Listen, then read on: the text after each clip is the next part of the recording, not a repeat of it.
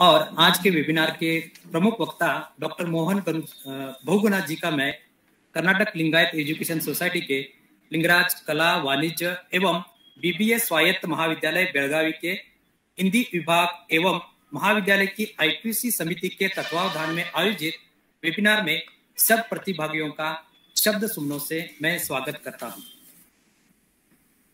Karnataka Lingayat education society Karnataka राज्य की प्रसिद्ध संस्था है। इस संस्था की स्थापना सन 1916 में सप्तर्षियों द्वारा बेलगावी शहर में की गई। आज हमारी संस्था ने महावृक्ष का रूप धारण कर लिया है। कर्नाटक, महाराष्ट्र, दिल्ली में लगभग 276 शैक्षणिक संस्थान कर्नाटक लिंगायत एजुकेशन सोसाइटी के अंतर्गत कार्यरत है। इसके साथ देश विदेश के लगभग 1,25,000 छात्र हमारी संस्था के विविध महाविद्यालयों में अध्ययन कर रहे हैं। लगभग 16,000 कर्मचारी संस्था की सेवा में कार्यरत है।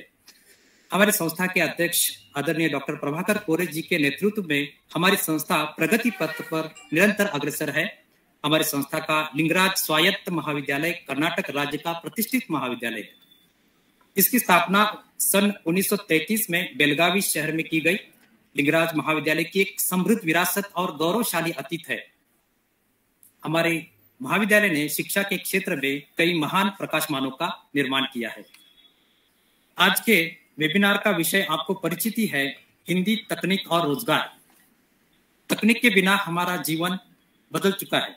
तकनीक ने हमारे कामों को काफी आसान बना दिया है। आज जो भी काम तेजी से कर रहे हैं, उनके पीछे कहीं ना कहीं तकनीक छुपी है। विज्ञान और तकनीक ने हमारे जीवन को काफी प्रभावित किया है। तकनीक ने हमारे जीवन जीने के ढंग को आसान बना दिया है। कोरोना महामारी के दौरान तकनीक ने अपना उपयोग स्वयं सिद्ध कर दिया है। तकनीक ने राष्ट्र के विकास और राष्ट्र की सुरक्षा और स्वच्छता में भी काफी अहम योगदान दिया है।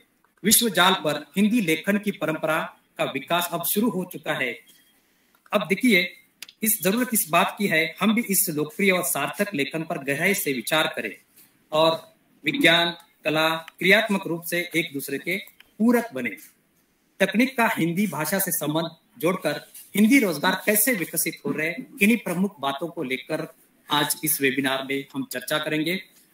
इस वेबिनार के लिए हमें सदैव प्रोत्साहित करने वाले केली संस्था के आजीवन सदस्य और संस्था के सह सचिव डॉक्टर प्रकाश कटकोल जी, लिंगराज कला वाणिज्य महाविद्यालय के प्राचार्य डॉक्टर BM तेजस्वी जी और हमारे महाविद्यालय की उप प्राचार्य प्रोफेसर MR बनहेटी जी आदि के मार्गदर्शन से ही हम इस वेबिनार का आयोजन कर रहे हैं। अतः मैं महाविद्यालय की उप प्राचार्य प्रोफेसर श्रीमती MR बनहेटी जी मैडम से प्रास्ताविक एवं स्वागत भाषण के लिए अनुरोध करता हूँ।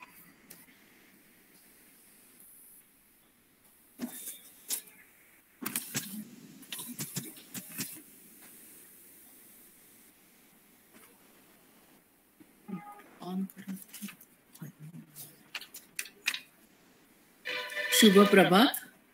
केली संस्था के लिंगराज महाविद्यालय की तरफ से मैं श्रीमती मीना बनहट्टी आप सभी का सहृदय स्वागत करती हूँ। सभी वेबिनार के प्रतिभागी और वेबिनार के वक्ता डॉक्टर मोहन बहुगुणा जी को मेरा सादर प्रणाम। हिंदी प्रांतीय भाषा न होकर एक भाव भाषा है। यह भारतीय जीवन दर्शन को राष्ट्रीय संदर्भों में अभिव्यक्त प्रदान करने वाली निर्झरनी है। अनेकानेक भाषाओं, बोलियों और सभ्यताओं की इस पुंज को प्रेम, कर्म, करुणा और प्रकाश से भरने वाली अतः निहित केंद्र के रूप में हिंदी का लक्ष्य एवं पक्ष हमेशा से स्पष्ट रहा है। भारतीय भाषाओं के बीच समन्वय और संपर्क के सेतु रूप में हिंदी का योगदान अप्रतिम है। व्यवस्था के बीच पंक्ति सारी व्यवस्थाओं को झेलते हुए घने कोहरों के बीच गुलाबी धूप की तरह खिलखिलाती रही है। अपने प्रेम और सौजन्य से सबको अपना बनाती रही है। भाषाई तकनीकी विकास के वैश्विक स्तर पर हिंदी को नया आयाम दिया गया है। कृतज्ञता होती हुई यह भाषा संभावनाओं को नया इतिहास रचने लगी है। Internet, Unicode, social media, blog इत्यादि के माध्यम से स्क्रीनवाद के इस युग में हिंदी प्रयोग प्रतिवाद, प्रखरता और प्रांजलता के रंग में सरोबार है।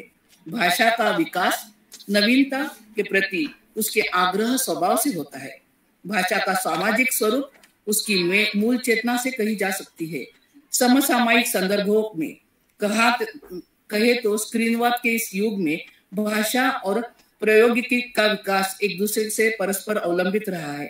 जन संचार माध्यमों और माध्यमों के अनुसार तकनीकी रूप में ढलती हुई ये भाषा लगातार प्रचारित और प्रसारित एवं विकसित हो रही है। इजराइल जैसे छोटे देश में भी तकनीकी विज्ञान के साथ समन्वय बिठाकर अपनी भाषा में काम कर रहे हैं।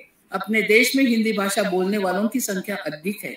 विज्ञान और तकनीकी में इसका प्रयोग किया जा रहा है। इसी कारण से हिंदी भाषा को तकनीकी के साथ जोड़ने से रोजगार में भी बढ़ावा आ गया है।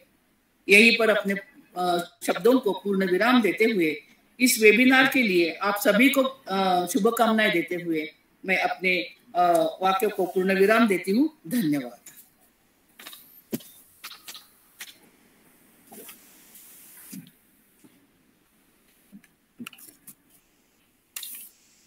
फोटो क्या 1969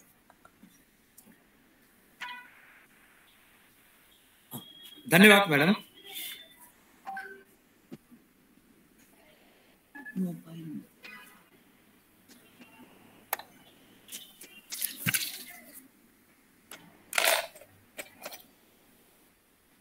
आज के प्रमुख वक्ता डॉक्टर मोहन बहुगुणा जी का संक्षिप्त परिचय मैं आप देना चाहूंगा। डॉक्टर मोहन बहुगुणा जी ने पीएचडी की उपाधि प्राप्त की है। भारतीय दूतावास काठमांडू अताशे में हिंदी और संस्कृति के रूप में काम किया है। कई पत्रिकाओं में संगणक प्रौद्योगिकी पर आलेख लिखे हैं। आपने हिंदी यूनिकोड संगणक जागरूकता कार्यक्रम पर व्याख्यान और प्रशिक्षण दिए हैं। ऑनलाइन उपयोगकर्ता आपके लिए अनुवाद ई लर्निंग प्लेटफॉर्म आपने तैयार किया है। राजभाषा विभाग गृह मंत्रालय के कैलेंडर 2018 के लिए ग्राफिक्स डिजाइन आपने किया है। आपने बृहद प्रशासनिक शब्दावली पर कार्य किया है। मशीन एंड ट्रांसलेशन सॉफ्टवेयर मंत्र का मूल्यांकन आपने किया है और उसके साथ मशीन एंड्रॉइड ट्रांसलेशन पर आप बहुमूल्य फीडबैक और सुझाव दिए हैं। सीडैक पुणे में ऑनलाइन अंग्रेजी हिंदी शब्दकोश ई महाशब्दकोश के मोबाइल संस्करण का आपने मूल्यांकन किया है। डेटाबेस प्रबंधन मेल मर्ज प्रमाण पत्र डिजाइनिंग ब्लॉगिंग के आप विशेषज्ञ हैं। मशीन एंड्रॉइड ट्रांसलेशन मंत्र अक्षर लिपि कंठस्थ राजभाषा और हिंदी से जुड़े कई अन्य सॉफ्टवेयर पर कई सेमिनार में आपने सहभागिता की है। पत्रिका ब्यूरो वार्ता में सहायक संपादक संपादन सहायक का कर्तव्य आपने निभाया है। आपने सीडैक पुणे में के द्वारा विकसित स्मृति आधारित कंप्यूटर अनुवाद प्रणाली कंठस्थ राजभाषा ऑनलाइन स्टैंड अलोन संस्करण का मूल्यांकन किया है। अनुवाद परिचय और राजभाषा हिंदी पर हिंदी वृत्तचित्र एवं फिल्मों का निर्माण आपने किया है। 2 साल से आप हिंदी तकनीक का अनुवाद इस विषय को लेकर कई साप्ताहिक वेबिनार का सफल आयोजन किया है। वर्तमान समय में आप भारत सरकार के गृह मंत्रालय विभाग के राजभाषा के सहायक निदेशक पद पर कार्यरत है। मैं अभी डॉक्टर मोहन बहुगुणा जी से अनुरोध करता हूं कि वो अपना वक्तव्य जी। बहुत बहुत धन्यवाद अर्जुन कांबळे जी, आपका हार्दिक धन्यवाद और आभार कि आपने आज के इस सफल कार्यक्रम के लिए मुझे आमंत्रित किया है। और मैं आज कर्नाटक लिंगायत एजुकेशन सोसाइटी के लिंगराज महाविद्यालय बेलगावी स्वायत्त और IQAC समिति के तत्वावधान में आयोजित 1 दिवसीय हिंदी राष्ट्रीय वेबिनार में आप सभी का हार्दिक धन्यवाद और आभार व्यक्त करता हूं। आज के इस कार्यक्रम के आयोजन में डॉक्टर GN सिली, IQAC समन्वयक, प्राध्यापक अर्जुन कांबळे जी, अध्यक्ष हिंदी विभाग प्राध्यापक MR वनहट्टी जी, उपप्राचार्य डॉक्टर BM तेजस्वी प्राचार्य जी का हार्दिक धन्यवाद करता हूं कि आपके प्रयास जो आपने किए हैं हिंदी भाषा के प्रचार प्रसार के लिए, और उसके लिए आज अपने बच्चों के लिए जो भी यहाँ पर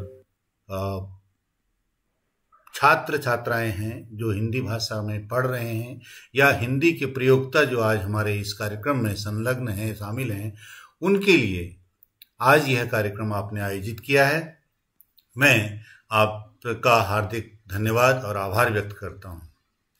मित्रों, हम लोग हिंदी का प्रयोग कर रहे हैं और इसके लिए जो हमारे छात्र हैं वो हिंदी क्यों पढ़ रहे हैं, उसके लिए भी एक बहुत बड़ी एक वो है कि कुछ छात्र हैं जो वास्तव में हिंदी को अपना एक विषय मान के या एक ध्येय मान के चलते हैं और हिंदी के उसके लिए वो स्वतः चयन करते हैं कि हाँ, मुझे हिंदी मुझे पढ़ना है। कुछ ऐसे छात्र भी हो सकते हैं जिनके की मजबूरी में जो हिंदी पढ़ रही है। आज का हमारा यह कार्यक्रम इसी थीम पर है कि जो हिंदी तकनीक और रोजगार, हिंदी हम पढ़ रहे हैं, हिंदी हम लिख रहे हैं, हिंदी बोल रहे हैं और जो बच्चे हैं उनको ये पता नहीं है कि हिंदी हम पढ़ रहे हैं तो हमको क्या रोजगार मिलेगा, हिंदी को हम तकनीक से कैसे जोड़ें और हिंदी को तकनीक से जोड़ते हैं तो उससे हमको क्या फायदे मिलते हैं। तो यही आज का हमारा विषय है और मैं सोचता हूं कि ये विषय हम सभी के लिए उपयोगी होगा और हमारे जो बच्चे हैं, जो हमारे छात्र छात्राएं हैं, उन्हें आज के इस कार्यक्रम से काफ़ी मदद मिलेगी कि हमें हिंदी को समझने में, हिंदी के लिए आगे हमें हमें प्रयास करने चाहिए और क्या हमें करना है और आगे उसके लिए हमें बहुत कुछ हमें सीखने को मिलेगा। मित्रों, आमतौर पर कोई भी भाषा, चाहे वो हिंदी हो चाहे वो कोई दूसरी भाषा हो, उसके 3 रूप हमारे सामने दृष्टिगोचर होते हैं। एक है व्याकरणिक संरचना का अध्ययन, जो कि व्याकरणाचार्य या व्याकरणविद करते हैं, जो कि किसी भी भाषा का अध्ययन करते हैं, उसमें क्या उसका व्याकरणिक उसके अलग अलग घटक हैं, व्याकरणिक उसके रूप हैं, उसके लिए वो एक भाषा का अध्ययन अलग होता है। दूसरा एक बिल्कुल शुद्ध साहित्यिक रूप है, वो है साहित्यिक हिंदी की। हम हिंदी की बात कर रहे हैं यहाँ पे, तो हम हिंदी के ऊपर चलेंगे तो साहित्यिक हिंदी, जिसमें कि आपको कविता, कहानी, निबंध, रिपोर्टाज, ये वो तमाम है। वो भी एक तरह से अगर हम कहें कि वो एक प्रयोजन के लिए लिखा गया है, साहित्य के प्रयोजन के लिए लिखा गया है, वो भी प्रयोजनमूलक है, लेकिन फिर भी हम उसे एक साहित्यिक हिंदी मान लेते हैं। एक और आता है हमारे पास प्रयोजनमूलक हिंदी, जो हम और आप बोल रहे हैं, मैं अपनी बात आप तक पहुंचा रहा हूं। साहित्यिक हिंदी में क्या है कि एक जो लेखक है, लेखक अपने आप लिख रहा है या उसका पात्र आपसे बात करता है, लेकिन आप उसके पात्र से बात नहीं कर पाते हैं। लेकिन यहाँ पर जो प्रयोजनमूलक हिंदी है उसमें हम एक दूसरे से बात कर रहे हैं, हम इंटरेक्ट करते हैं, कि चाहे वो हम कार्यालयी भाषा में हो, चाहे वो वाणिज्य की भाषा में हो, चाहे किसी भी दूसरी और भाषा फील्ड में हो, हम एक दूसरे से इंटरेक्ट करते हैं, तो वही प्रयोजनमूलक हिंदी होती है। इसमें ज़्यादा अधिक देखते हुए हम हिंदी क्यों पढ़ रहे हैं, या हमको हिंदी क्यों पढ़ाई जा रही है, या हम हिंदी में काम क्यों कर रहे हैं, इसके लिए हमारे संविधान ने कुछ प्रावधान किए हैं। उन संविधान के प्रावधानों में देखिए, संविधान का अनुच्छेद 120, संविधान का अनुच्छेद 210, इसमें मैं ज़्यादा टाइम अधिक न लगाते हुए सिर्फ ये कहूँगा कि जो अनुच्छेद 343 है वो ये कहता है कि संघ की राजभाषा हिंदी और लिपि देवनागरी होगी और उसके अंकों का जो स्वरूप होगा वो अंतर्राष्ट्रीय होगा। इसी के लिए, क्योंकि हमारे देश की, हमारे संघ की राजभाषा हिंदी है, इसीलिए हमें उसका प्रचार प्रसार से लेकर के उसके पठन पाठन की तक जिम्मेदारी जो है वो सरकार की होती है। और हमारे विद्यालयों में, महाविद्यालयों में या हमारे प्राथमिक विद्यालयों में यही इसीलिए हमें हिंदी का पठन पाठन आदि ये कराया जाता है। अन्य चीजें हैं, संविधान के अनुच्छेद 346 में ये इस तरह से, और अगर हम इसमें ज्यादा न करते हैं तो एक और अनुच्छेद हमारे पास आता है, अनुच्छेद 351। अनुच्छेद 351 जो हमारा हिंदी का प्रचार प्रसार आप लोग और हम लोग कर रहे हैं, वो प्रचार प्रसार और सरकार के प्रयास जो हो रहे हैं वो संविधान के अनुच्छेद 351 के अनुसार हो रहे हैं, क्योंकि 351 हमें वो शक्ति प्रदान करता है और वो प्रेरणा प्रदान करता है कि हम हिंदी का प्रचार प्रसार किस तरह से करें, और राजभाषा हिंदी, क्योंकि राजभाषा इसलिए है क्योंकि सरकारी काम का, संघ की राजभाषा, संघ का जो कार्यालय में, संघ के कार्यालय में जो कामकाज होगा वो हिंदी में होगा। इसीलिए संघ का यह कर्तव्य होगा कि वह हिंदी भाषा का प्रसार बढ़ाए। प्रसार कैसे बढ़ेगा? तो वो स्कूलों में पढ़ाने से बढ़ेगा, उसके लिए सेमिनार आयोजन करने से बढ़ेगा, उसके लिए प्रशिक्षण से बढ़ेगा, उसका विकास करे। उसके लिए जैसे विकास कैसे करेंगे, उसके लिए शब्दावली तैयार की जाएंगी, वैज्ञानिक और तकनीकी शब्दावली आयोग तैयार किए गए हैं, इसीलिए बनाए गए हैं। राजभाषा विभाग बनाया गया है, उसके साथ ही केंद्रीय अनुवाद ब्यूरो बनाया गया है, केंद्रीय हिंदी निदेशालय बनाया गया है, केंद्रीय हिंदी संस्थान बनाए गए हैं उसके विकास के लिए, जिससे वह भारत की सामाजिक संस्कृति के सभी तत्वों की अभिव्यक्ति का माध्यम बन सके, जिससे कि वह भारत की सामाजिक संस्कृति क्या है, उत्तर में कश्मीर से लेकर कन्याकुमारी तक और पूरब में आसाम से लेकर के गुजरात तक, द्वारका तक की जो संस्कृति हमारी है, कि आप एक स्थान से अगर दूसरे स्थान तक अगर यात्रा करते हैं तो आप निश्चित ही अपने विचारों को एक तरह से, जो आपकी संस्कृति है उस बहुत ही मिलती जुलती है, आपके खान पान, विचार, भाषा, बोली वो एक दूसरे से मिलती भी चली जाती है। भले ही एक सुदूर आसाम का व्यक्ति गुजराती भाषा नहीं समझता हूं, लेकिन अगर आसाम से वो चलता है तो द्वारका तक, तो उसको वास्तव में कभी भी कहीं भी कोई दिक्कत नहीं आती है। वो अलग अलग प्रदेशों की बोली भाषाओं को सीखते हुए आगे चलता चला जाता है, या उनसे बातचीत करते हुए, और उसकी प्रकृति में हस्तक्षेप किए बिना हिंदुस्तानी में और 8वीं अनुसूची में विनिर्दिष्ट भारत की अन्य भाषाओं में प्रयुक्त रूप, शैली और पदों को आत्मसात करते हुए जहां आवश्यक या वांछनीय वहां उसके शब्द भंडार के लिए मुख्यतः संस्कृत से और गौणतः अन्य भाषाओं शब्द ग्रहण करते हुए उनकी समृद्धि सुनिश्चित करे। ये जो हमारा संविधान, हमारे संविधान के जो निर्माता थे, हमारे संविधान के नियंता थे, उन्होंने हमारे सरकार को, हमारे आने वाली सरकारों को यह निर्देश दिया है कि हम हिंदी को किस तरह से हम प्रचारित, प्रसारित, समृद्ध कर सकें और कैसे करना होगा हमें। तो ये इस तरह से हमारी संवैधानिक दायित्व के तहत हम हिंदी सीख रहे हैं, हिंदी का प्रचार प्रसार कर रहे हैं। यह नहीं है कि मेरे एक अपने कार्यालय का निजी कोई उद्देश्य है या आपकी कॉलेज का एक निजी उद्देश्य है और कि वो हिंदी का आपको पढ़ा रहे हैं, बल्कि यह एक संवैधानिक दायित्व है। आगे हम चलते हैं। तो अब जैसे संविधान की 8वीं अनुसूची, उसने अभी हमने अनुच्छेद 351 में देखा था, तो 8वीं अनुसूची में हमारे पास ये इस तरह की 22 भाषाएं अभी तक हमारे पास हैं। इनमें से ये भाषाएं जो थी ये 1950 में शामिल की गई थी, 14 भाषाएं, और उसके बाद 15वीं भाषा, ये इस तरह से एक भाषा हमारे 1963 या समथिंग, उसके बाद कुछ भाषाएं उसके बाद, और ये 22 भाषाएं हमारे पास धीरे धीरे करके 2003 तक ये शामिल की जाती रही हैं। अब हम कह रहे हैं कि हिंदी क्यों हम पढ़ें, आज के समय में हिंदी क्यों?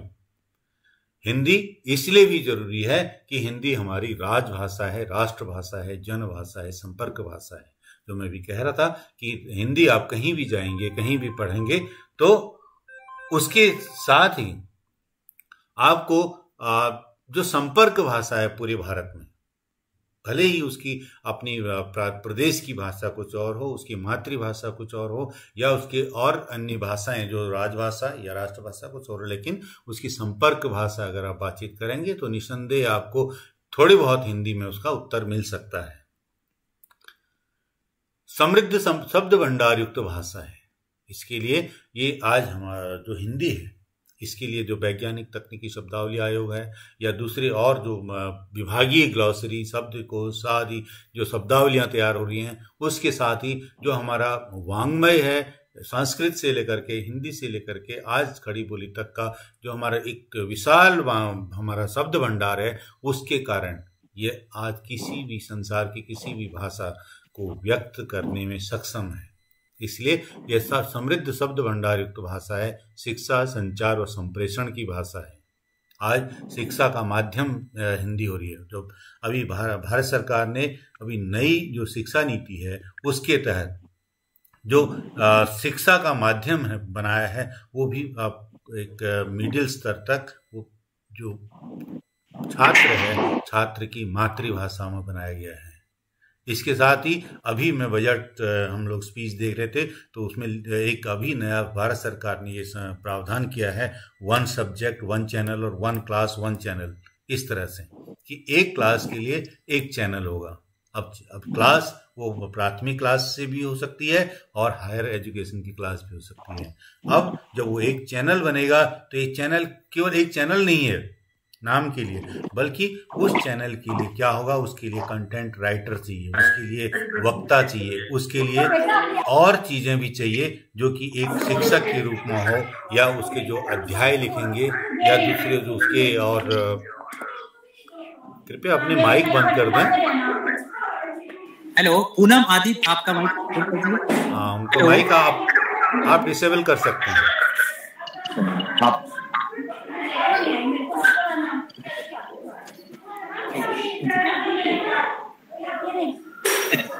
आप उनका माइक डिसेबल कर सकते हैं।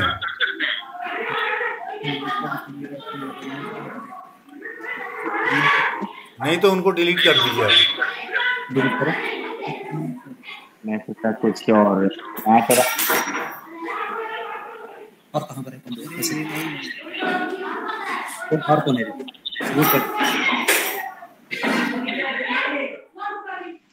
डिलीट करिए इनको, जो सुनते ही नहीं उनको डिलीट करो सर।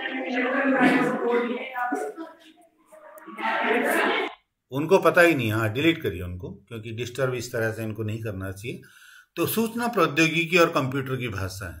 आज हमारे पास जो भी आईटी है, जो भी हम कंप्यूटर यूज कर रहे हैं, आज हिंदी उसकी अपनी भाषा है। जो हम हिंदी एक कंप्यूटर या लैपटॉप हम खरीद के लाते हैं तो उसमें हम सीधे ही अंग्रेजी में टाइप कर सकते हैं, लेकिन उसी कंप्यूटर में हम थोड़ा सा एक सेटिंग और कर देते हैं, हिंदी को इनेबल कर देते हैं। तो जिस तरह से हम अंग्रेजी में बात कर रहे हैं, अंग्रेजी में काम करते हैं, ठीक उसी तरह से हम हिंदी में भी काम कर लेते हैं, क्योंकि हम उसकी भाषा को ही चेंज कर देते हैं।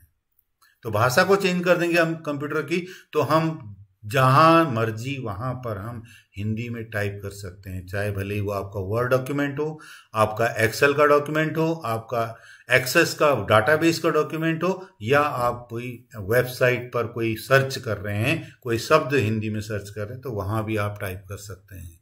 तो सूचना प्रौद्योगिकी और कंप्यूटर की भाषा है। अगला रोजगार और विज्ञापन की भाषा है। आज आप देखेंगे कि रोजगार, तमाम तरह के रोजगार और तमाम तरह के विज्ञापन आपको आज हिंदी में आपको दिखाई देते हैं, या स्थानीय बोलियों में दिखाई दे रहे हैं, स्थानीय भाषाओं में दिखाई दे रहे हैं। इसका कारण यही है कि आज हिंदी और जो स्थानीय भाषाएं हैं वो इतनी प्रबल हो चुकी हैं कि वो जो वाणिज्य है, जो आपका व्यापार है, वो बिना उनके सहारे आगे चल नहीं सकता है। रेडियो, टेलीविजन एवं सिनेमा की भाषा है। ये तो आप जानते ही हैं कि रेडियो, टेलीविजन एवं सिनेमा से ही भाषाओं का बहुत अधिक प्रचार प्रसार और विकास हुआ है। अगर पहले हम लोग रेडियो सिलोन सुनते थे, कभी रेडियो, फिर आकाशवाणी, रेडियो विविध भारती, रेडियो नजीमाबाद से लेकर के रेडियो, तमाम तरह के रेडियो, और इस तरह रेडियो, टेलीविजन और सिनेमा ने पूरे भारत को एक मुश्त जोड़ने का जो ऐसा काम किया है वो अतुलनीय है। अनुदित साहित्य और ज्ञान विज्ञान की समृद्ध भाषा है हिंदी। आज जो अनुदित साहित्य है, अगर आज बांग्ला के शरद चंद्र चट्टोपाध्याय, बांग्ला के रविन्द्रनाथ ठाकुर, या तमिल के लेखक, या विदेशी कोई भी लेखक, वो आज हिंदी में हम लोग पढ़ रहे हैं तो अनुवाद के माध्यम से पढ़ रहे हैं, या हिंदी साहित्य, हिंदी वाङ्मय, हिंदी का जो संस्कृत साहित्य से लेकर के हिंदी साहित्य जो है वो आज अन्य भारत की अन्य भाषाओं सहित, अंग्रेजी सहित दूसरी विश्व की अन्य भाषाओं में अगर आज गया है तो वो भी एक अनुवाद के साहित्य के माध्यम से गया है। विश्व में साहित्य और संस्कृत की प्रचारक भाषा, यह एक बहुत महत्वपूर्ण चीज है। आज पूरे विश्व में जितने भी भारतीय लोग हैं बसे हुए वहां पर, उनके बीच में, चाहे वो नौकरी के लिए गए हुए हैं या भारत से जो लोग गिरमिटिया मजदूर के रूप में बाहर भेजे गए थे, उनकी आपस की अपनी भाषा हो, चाहे वो फीजी बात हो, चाहे सरनामी हिंदी हो, चाहे टोबैगो एंड ट्रिनिडाड हो या मॉरिशस में हो या मालदीव में हो, आप वहाँ पर देखेंगे आपको हिंदी अवश्य मिलेगी, क्योंकि वहाँ भारतीय मूल के जो लोगों को अंग्रेजों के द्वारा अपने खेतों में मजदूरी करने के लिए ले जाया गया था, तो उनके बीच आज भी हिंदी अपनी एक संस्कृति की प्रचारक भाषा है। भारतीय डायस्पोरा प्रवासी भारतीयों के बीच संवाद की भाषा है। आज भारतीय लोग जहां भी हों, चाहे भारत के किसी भी प्रांत से हों, वो अपने बीच में बातचीत करने के लिए, संपर्क करने के लिए हिंदी भाषा का ही प्रयोग करते हैं। वर्तनी, व्याकरण और वैज्ञानिक भाषा सीखने में आसान है। अनुदित साहित्य, ज्ञान, विज्ञान के बाद हिंदी विश्व की प्रमुख 5 भाषाओं में से एक है। ये विश्व आर्थिक मंच का है और आज हिंदी में website, blog, email, chat, web search, SMS Hindi में सब आप ये हिंदी में कर सकते हैं, क्योंकि आज हमारे पास यूनिकोड नामक एक फॉन्ट है। हिंदी को तकनीक से जोड़ने की आवश्यकता क्यों? अब हम आते हैं आज की अपने हिंदी और तकनीक। ये तो अभी तक मैं बात कर रहा था हिंदी की। अब हम आते हैं हिंदी को तकनीक से जोड़ने की आवश्यकता क्यों है। क्योंकि अगर हमको हिंदी को रोजगार से जोड़ना है तो हमको उसको तकनीक से जोड़ना होगा। हिंदी का शिक्षण करना है या तो उसकी हमको खुद सीखना है या सिखाना है, उसके लिए भी हमको उसको तकनीक से जोड़ना होगा। कि आज विश्व के किसी भी छोर पर बैठा हुआ व्यक्ति अगर हिंदी सीखना चाह रहा है तो वो जरूरी नहीं कि वो हिंदी सीखने के लिए भारत के हिंदी शिक्षण संस्थान आगरा में या दिल्ली में आए या भारत की किसी यूनिवर्सिटी या स्कूल कॉलेज में आए। वो आज तकनीक के माध्यम से विश्व के किसी भी जगह पर बैठ करके वहाँ हिंदी शिक्षण कर सकता है, सीख सकता है और दूसरे लोगों को सिखा सकता है। आज अमेरिका में बैठे लोग, वहां पर जितने भी हिंदी के शिक्षक हैं, वो खुद अपने प्रोग्राम बना करके या फिर भारतीय जितने भी लीला, हिंदी प्रबोध, प्राज्ञ प्रवीण, ये कार्यक्रम है, इनके माध्यम से हिंदी को वहां पर सिखा रहे हैं। भाषा का प्रचार प्रसार सरल है। आज हम कंप्यूटर पर हिंदी टाइप करके या कंप्यूटर पर अपनी बात लेके, सोशल साइट्स पर अपनी बात लेकर के जो भी अपनी बात कहना चाहते हैं, अपना विचार विमर्श करना चाहते हैं, वो हम उससे माध्यम से हम आसानी से अपनी बात को कहीं भी विश्व मंच पर अपनी बात को रख सकते हैं। आज अगर जो बाइडेन अमेरिका के राष्ट्रपति हैं, वो अपना एक ट्वीट करते हैं तो हम उसमें रिट्वीट करते हैं उसको, या उस पर अपने कमेंट लिख सकते हैं। या आज अगर प्रधानमंत्री मोदी अगर भारत में रह करके कोई अपना ट्वीट कर रहे हैं या फेसबुक पर पोस्ट लिख रहे हैं तो अब उस पर विश्व का कोई भी, कहीं से भी कोई भी व्यक्ति उस पर कमेंट कर सकता है। तो ये भाषा का प्रचार प्रसार ही तो है। विश्वग्राम की संकल्पना विचारों का आदान प्रदान है। आप इंटरनेट, वेबसाइट, ब्लॉग आदि के माध्यम से अपने विचारों का आदान प्रदान कर सकते हैं आसानी से। विज्ञापन वाणिज्य से जुड़कर रोजगार सृजन है। आज अगर हिंदी अगर विज्ञापन और वाणिज्य से जुड़ रही है और तकनीक से जुड़ रही है तो इससे एक रोजगार सृजन में जितनी भी हमारी प्रयास हैं, जो हमारे छात्र हैं जो नया अभी सीख रहे हैं, उनके लिए एक हिंदी सीखने का एक बहुत बड़ा कारण ये भी है कि आज हिंदी रोजगार के माध्यम से हम सब आगे हैं। केवल मात्र आज कह रहे नहीं, अंग्रेजी सीखना आपके लिए जरूरी है। मित्रों, अंग्रेजी सीखने के लिए आप अंग्रेजी सीख करके केवल आप जो साहित्यिक अंग्रेजी है उसको सीख कर भी आप केवल जो स्कूल टीचर हैं या ऊपर हायर टीचर हैं, केवल वही टीचर तो आप बन सकते हैं। उसके अलावा तो और कोई फील्ड नहीं है।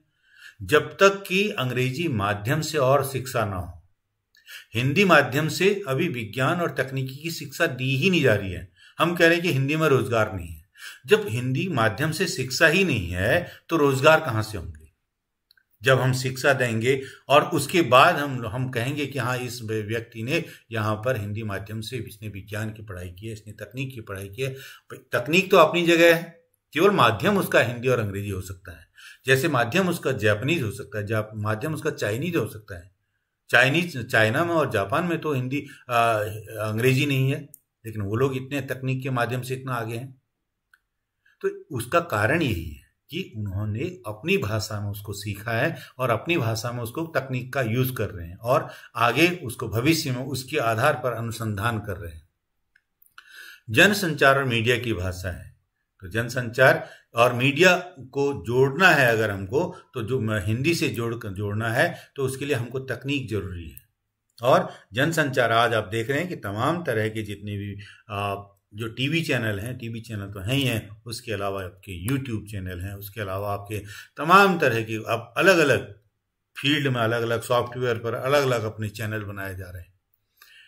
इस तरह से मीडिया को भी तकनीक के माध्यम से हिंदी से जोड़ा गया है।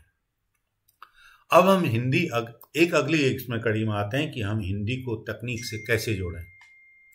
हिंदी को तकनीक से जोड़ने के लिए सबसे प्रमुख चीज है फॉन्ट। फॉन्ट क्या है? फॉन्ट एक जो कोड है, मतलब एक अगर मैं सरल भाषा में कहूं तो मैं एक क या अ जिस तरह से लिखता हूं, मेरी राइटिंग जिस तरह से होती है, मेरी राइटिंग अलग है, आपकी राइटिंग अलग है, तीसरे व्यक्ति की राइटिंग अलग है। हर व्यक्ति की राइटिंग क लिखने का अंदाज, क लिखने का शैली उसकी अलग अलग होती है। ठीक इसी तरह फॉन्ट भी एक वही क अलग अलग तरह के फॉन्ट हैं। अब सबसे बड़ी बात यह है कि जिस तरह से उसकी बनावट ही फॉन्ट होती है, फॉन्ट हमारे पास ट्रू टाइप फॉन्ट होते हैं और ओपन टाइप फॉन्ट होते हैं। जिस तरह से हर व्यक्ति की लिखावट अलग होती है, हर व्यक्ति का क ख लिखने का ABCD लिखने का अंदाज अलग होता है, क्योंकि हम राइटिंग देख के पहचान जाते हैं कि ये राइटिंग फलां लड़के की है या फलां व्यक्ति की है, अगर मैं उसकी राइटिंग मैंने पहले देखी है तो।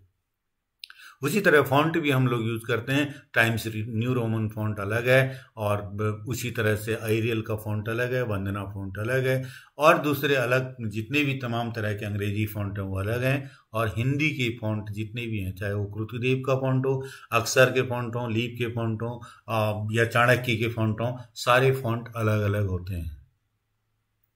प्रॉब्लम कहाँ आती है? जब हम एक कृतिदेव की फॉन्ट में बनी हुई फाइल को दूसरे के वहां भेजते हैं, लेकिन उसके पास कृतिदेव फॉन्ट नहीं होता है, तो उसके वहां वो फाइल खुलती नहीं है। या किसी ने चाणक्य फॉन्ट में कोई फाइल तैयार की है और उसने चाणक्य फॉन्ट की फाइल को मेरे पास भेजा है, अब वो क्या है, चाणक्य फॉन्ट की फाइल मेरे पास नहीं खुलती है, या वो मेल करता है मेरे को या किसी भी तरह से, या कोई बुक प्रकाशित करता है चाणक्य फॉन्ट में, तो वो मेरे पास नहीं खुलता है, या दूसरे वो जो पब्लिशर है उसके पास नहीं खुलता है। क्यों? क्योंकि उसके पास चाणक्य फॉन्ट नहीं होता है। चाणक्य फॉन्ट नहीं होने के कारण अब क्या होता है कि वो उसको या तो उसको दोबारा चाणक्य फॉन्ट कहीं से डाउनलोड करना होगा, तब वो खुलेगा, और नहीं तो वो फाइल नहीं खुलेगी। फिर उसको दोबारा कहना पड़ेगा कि आप अपने यहाँ से चाणक्य फॉन्ट भी मेरे को भेजो, या दूसरा फॉन्ट कोई भी फॉन्ट हो वो मेरे पास भेजो। इस तरह से देखो हमारे पास ये है Kruti Dev, Narad, Chanakya, Akshar for window, Saransh, APS, Leap Office, agency living की आकृति आदि तमाम तरह के फॉन्ट हैं। बराह आदि पता नहीं कितने कितने दक्षिण में कितने फॉन्ट चलते हैं, ये अलग अलग तरह के फॉन्ट हैं। अब क्या होता था कि कंप्यूटर टाइप के लिए हर एक विशेष कोडिंग होती है। फॉन्ट के लिए होता है, हम जो फॉन्ट यूज कर रहे हैं, कंप्यूटर में टाइप कर रहा हूं A, तो कंप्यूटर पे ऐसा नहीं है कि वो टाइपराइटर की तरह मैंने A टाइप किया, यहां से A दबाया और सामने मेरे डिस्प्ले पर A प्रिंट हो गया। बल्कि कंप्यूटर क्या करता है, उस A के लिए जो कमांड, जो कोड निर्धारित किए गए हैं, कोड क्या होते हैं कि कोड कंप्यूटर जो है एक बाइनरी लैंग्वेज को यूज करता है, उसी को समझता है। वह बाइनरी लैंग्वेज है 010101 की बाइनरी लैंग्वेज। उस बाइनरी लैंग्वेज में जो वो यूज करता है, ए के लिए हो सकता है कि 010101 के 8 डिजिट का या 16 डिजिट का कोई एक कोड निर्धारित किया जाता है। अब क्योंकि कंप्यूटर में तो सारे जितने मुख्यतः जितने भी फॉन्ट हैं पहले इंस्टॉल्ड होते हैं। दूसरे अभी आप चाहें कि अपने कोई प्राइवेट दूसरा फॉन्ट यूज करेंगे तो आपके कंप्यूटर में वो फॉन्ट तो आएगा, लेकिन दूसरे के वहां हो सकता है कि वो फॉन्ट ना हो, तो वहां पर उसके पास अंग्रेजी का फॉन्ट भी वहां पर वो जंक कैरेक्टर दिखाता है। तो इसीलिए क्योंकि उसकी जो कोडिंग होती है, जो ए के लिए जो कोडिंग की गई है, जो एरियल के लिए कोडिंग की गई है, वो टाइम्स न्यू रोमन की कोडिंग से बिल्कुल अलग होती है। उसी तरह जो कृतिदेव के फॉन्ट के लिए अ के लिए जो कोडिंग की गई है, वो चाणक्य फॉन्ट के अ या नारद फॉन्ट के अ की कोडिंग से बिल्कुल डिफरेंट होती है। लिहाजा क्या है कि हमें जो फाइलों का आदान प्रदान करने में दिक्कतें आती हैं। सभी एक दूसरे से कंपैटिबल नहीं है, अलग अलग हैं, तो इसीलिए हमको फिर उसके जो आदान प्रदान है फाइलों के आदान प्रदान के लिए उसमें दिक्कतें आती हैं। एक की फाइल दूसरी में नहीं खुलती है, दूसरी की फाइल तीसरी में नहीं खुलती है। इसी चीज को देखते हुए एक अंतर्राष्ट्रीय रूप से एक संस्था बनी यूनिकोड कंसोर्टियम। तमाम, ये भारत की प्रॉब्लम नहीं है, भारत की प्रॉब्लम नहीं है, विश्व भर के तमाम देशों की जो उनकी अपनी भाषाएं हैं, अपनी जो बोलियां थी उनकी, उनमें भी ये प्रॉब्लम आई है, समस्या आई है। उससे क्या हुआ कि उन्हें आपस में ही अपने जो कंपैटिबिलिटी का इश्यू था वो सभी देशों की जो अपनी भाषाएं थी उनमें देखने को मिला है। इसलिए यूनिकोड कंसोर्टियम नामक संस्था ने क्या किया कि उन्होंने कहा नहीं, अब क्या करेंगे, हम हर एक भाषा के लिए एक यूनिक कोड, यूनिवर्सल कोडिंग को यूज करेंगे ताकि उस भाषा में जितने भी फॉन्ट होंगे, सब फॉन्ट कोई भी डेवलप कर सकता है, लेकिन जो कोड होगा उसका वो कोड एक ही होगा। लिहाजा इसके बाद क्या हुआ कि यूनिकोड नाम से एक यूनिकोड कंसोर्टियम एक संस्था बनी, उसने आगे अपना काम किया और आज उसने बहुत सारी भाषाओं के लिए उसने कोड निर्धारित कर दिए हैं। यूनिकोड क्या है? यूनिकोड प्रत्येक अक्षर के लिए एक विशेष नंबर, एक कोड, यूनिक कोड या यूनिवर्सल कोड उसने निर्धारित किया है। दूसरा है उसमें फिर हर प्लेटफॉर्म प्रोग्राम भाषा के लिए उपयुक्त है। वो जो यूनिकोड फॉन्ट होगा वो किसी भी प्रोग्राम में, किसी भी भाषा में, चाहे आप कहीं पर भी उसको यूज कर रहे हैं, आप अपने मोबाइल में आज व्हाट्सएप यूज कर रहे हैं, आप अपने मोबाइल में आप फेसबुक यूज कर रहे हैं, ट्विटर यूज कर रहे हैं, इन सब में क्या है, वही यूनिकोड आज काम कर रहा है। आपको अगर 2010 या 2005 या 2000 के आसपास अगर आपको पता होगा तो आपके जो फोन थे, नोकिया के फोन में लिखी गई हिंदी सैमसंग के फोन की हिंदी वहां फोन में नहीं खुलती थी। उसका कारण यही था कि उसमें यूनिकोड नहीं था। नोकिया की कंपनी ने अपने कुछ कोड बना दिए, उसके हिसाब से उसने एक हिंदी का बना दिया कि हाँ आप हिंदी टाइप कर सकते हैं अपने फोन में, हिंदी के मैसेज भेज सकते हैं, लेकिन जो सैमसंग कंपनी थी उसके कोड अलग थे, तो वहां पर वो हिंदी खुलती नहीं थी। इसीलिए यूनिकोड ने क्या किया कि वो हर एक कंपनी के लिए, मतलब हर एक भाषा के लिए एक यूनिक कोड बना दिए। उस यूनिक कोड हर प्लेटफॉर्म पर, हर प्रोग्राम में और हर जगह एक तरह से यूज होंगे। आज आप मोबाइल पर टाइप करते हैं, सेम आपके कंप्यूटर पर भी खुलता है, चाहे आपका कंप्यूटर किसी भी कंपनी का हो, किसी भी तरह का हो, विंडोज का हो या मैक का हो या कोई और हो, उस सब में उसी तरह से वो खुलता है। लिखित भाषाओं के सभी कैरेक्टर इनकोड की क्षमता है। उसमें आज क्या है, ये जो यूनिकोड है, इसमें आज जितनी भी विश्व भर की भाषाएं हैं, उन सब में जितने भी कैरेक्टर हैं, एक हिंदी में ही कई कैरेक्टर, मतलब अगर हम लगाएं सैकड़ों कैरेक्टर होते हैं, वो भाषा के हैं, चाहे वो कॉमा हो, चाहे पूर्ण विराम हो, चाहे वो उसके बाद इन्वर्टेड कॉमा हो या कुछ भी हो, आपका ऊपर वाला रा लिखना हो या कोई भी कुछ भी लिखना हो, ह्रस्व लगाना हो, सब सारी चीजों के लिए उसमें जो कैरेक्टर हम यूज करते हैं वो सब कैरेक्टर हैं। प्लस माइनस करना है आपको, डिवाइड करना है, इनटू करना है, या जितने भी और ग्रामेटिकल वो हैं मैथमेटिकल हैं, सारे साइन जो हैं, उन सारे साइन की को एनकोड करने की क्षमता इसमें है। यूनिकोड में 16 बिट एन्कोडिंग का प्रयोग किया जाता है और आज लगभग विश्व की 150 भाषाओं के 1,48,000 से अधिक कैरेक्टर को इन्होंने इसके लिए कोड तैयार कर दिए हैं। भारतीय भाषाओं के लिए यूनिकोड एनकोडिंग के UTF-8 का प्रयोग किया जाता है।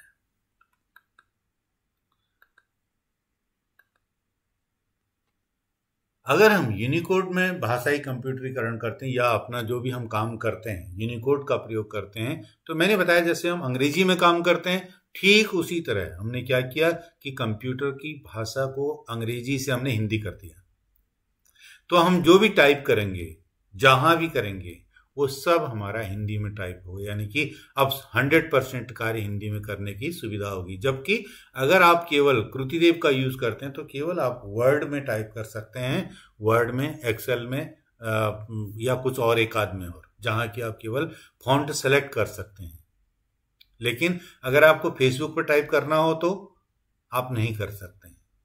फेसबुक पर यूनिकोड में टाइप करने के लिए आप कृतिदेव का प्रयोग नहीं कर सकते हैं, भले ही आप कंप्यूटर पर अपना लिख रहे हों या कर रहे हों। इसलिए 100% कार्य करने की क्षमता और सुविधा आज जो है यूनिकोड में है। वर्ड व data processing, email, website, search संभव। आप आज आप जो है वर्ड में काम कर सकते हैं, दूसरी जो भी वर्ड प्रोसेसिंग में काम कर सकते हैं, डाटा प्रोसेसिंग काम कर सकते हैं, ईमेल कर सकते हैं, वेबसाइट बना सकते हैं। आज लगभग भारत सरकार की सभी वेबसाइट हिंदी और अंग्रेजी द्विभाषी हैं। सर्च संभव है। आपने गूगल खोला, आपने भारतेंदु हरिश्चंद्र हिंदी में लिखा, भारतेंदु हरिश्चंद्र के बारे में हिंदी में आपके पास सारी जानकारी आ जाती है। लेकिन अगर आप कृतिदेव या दूसरे और किसी फॉन्ट से अगर टाइप करते हैं तो आपके सामने कोई जानकारी नहीं आती है। यूनिकोड एक अंतर्राष्ट्रीय मानक है, अंग्रेजी की तरह कार्य करना संभव है। हिंदी यूनिकोड फाइलों का आसानी से आदान प्रदान किसी भी ऑपरेटिंग सिस्टम तथा ब्राउजर में किया जा सकता है। गूगल या अन्य सर्च इंजन, चाहे आप सफारी यूज करना चाह रहे हो, माइक्रोसॉफ्ट का एज यूज करते हो, गूगल यूज करते हो या कोई भी और ब्राउजर यूज कर रहे हो, वहां पर आप हिंदी में अगर कुछ टाइप करते हैं, आप सर्च करते हैं तो आप आसानी से उसको सर्च कर सकते हैं। यह निःशुल्क है, इसके लिए आपको कोई पैसे देने की जरूरत नहीं है। जबकि अगर आप अक्सर फॉर विंडोज खरीदते हैं या कोई दूसरे और सॉफ्टवेयर आप खरीदते हैं हिंदी के लिए, और उसके लिए आपको पैसे देने पड़ते हैं। लगे हाथ कुछ ये कर लेते हैं हम कि कीबोर्ड जो हम लोग यूज कर रहे हैं, इसमें आमतौर पे जो पहले टाइपिस्ट यूज करते थे, रेमिंगटन का कीबोर्ड, ये संक्षेप में करते हैं इंस्क्रिप्ट कीबोर्ड, और ये हमारा फोनेटिक कीबोर्ड, क्योंकि हमें आगे बढ़ना होगा। 45 रेमिंगटन कीबोर्ड इस तरह से होता है जिसमें बहुत सारे आधे अक्षर होते हैं और उसके बाद उसको सीखना बड़ा मुश्किल होता है। लेकिन इंस्क्रिप्ट का जो कीबोर्ड है, भारत सरकार ने इसको मान्यता प्राप्त प्रदान की है। ये इंस्क्रिप्ट कीबोर्ड आपका इस तरह से होता है कि इसमें एक तरह से एक साइड में आपका, ये देखिए के ऊपर का है, का ख ग ग, शिफ्ट दबाएंगे तो ख, और नीचे दबाएंगे तो मतलब बिना दबाए का ख एक साथ आता है। इस तरह से सिस्टमेटिक बना रखा है कि कोई भी व्यक्ति 2 दिन में इसको आसानी से सीख सकता है। ये इस तरह से एक इंस्क्रिप्ट का कीबोर्ड है। अगर नए सीखने वाले हैं या नया सीख रहे हैं तो आपको इंस्क्रिप्ट कीबोर्ड को ही अपनाना चाहिए।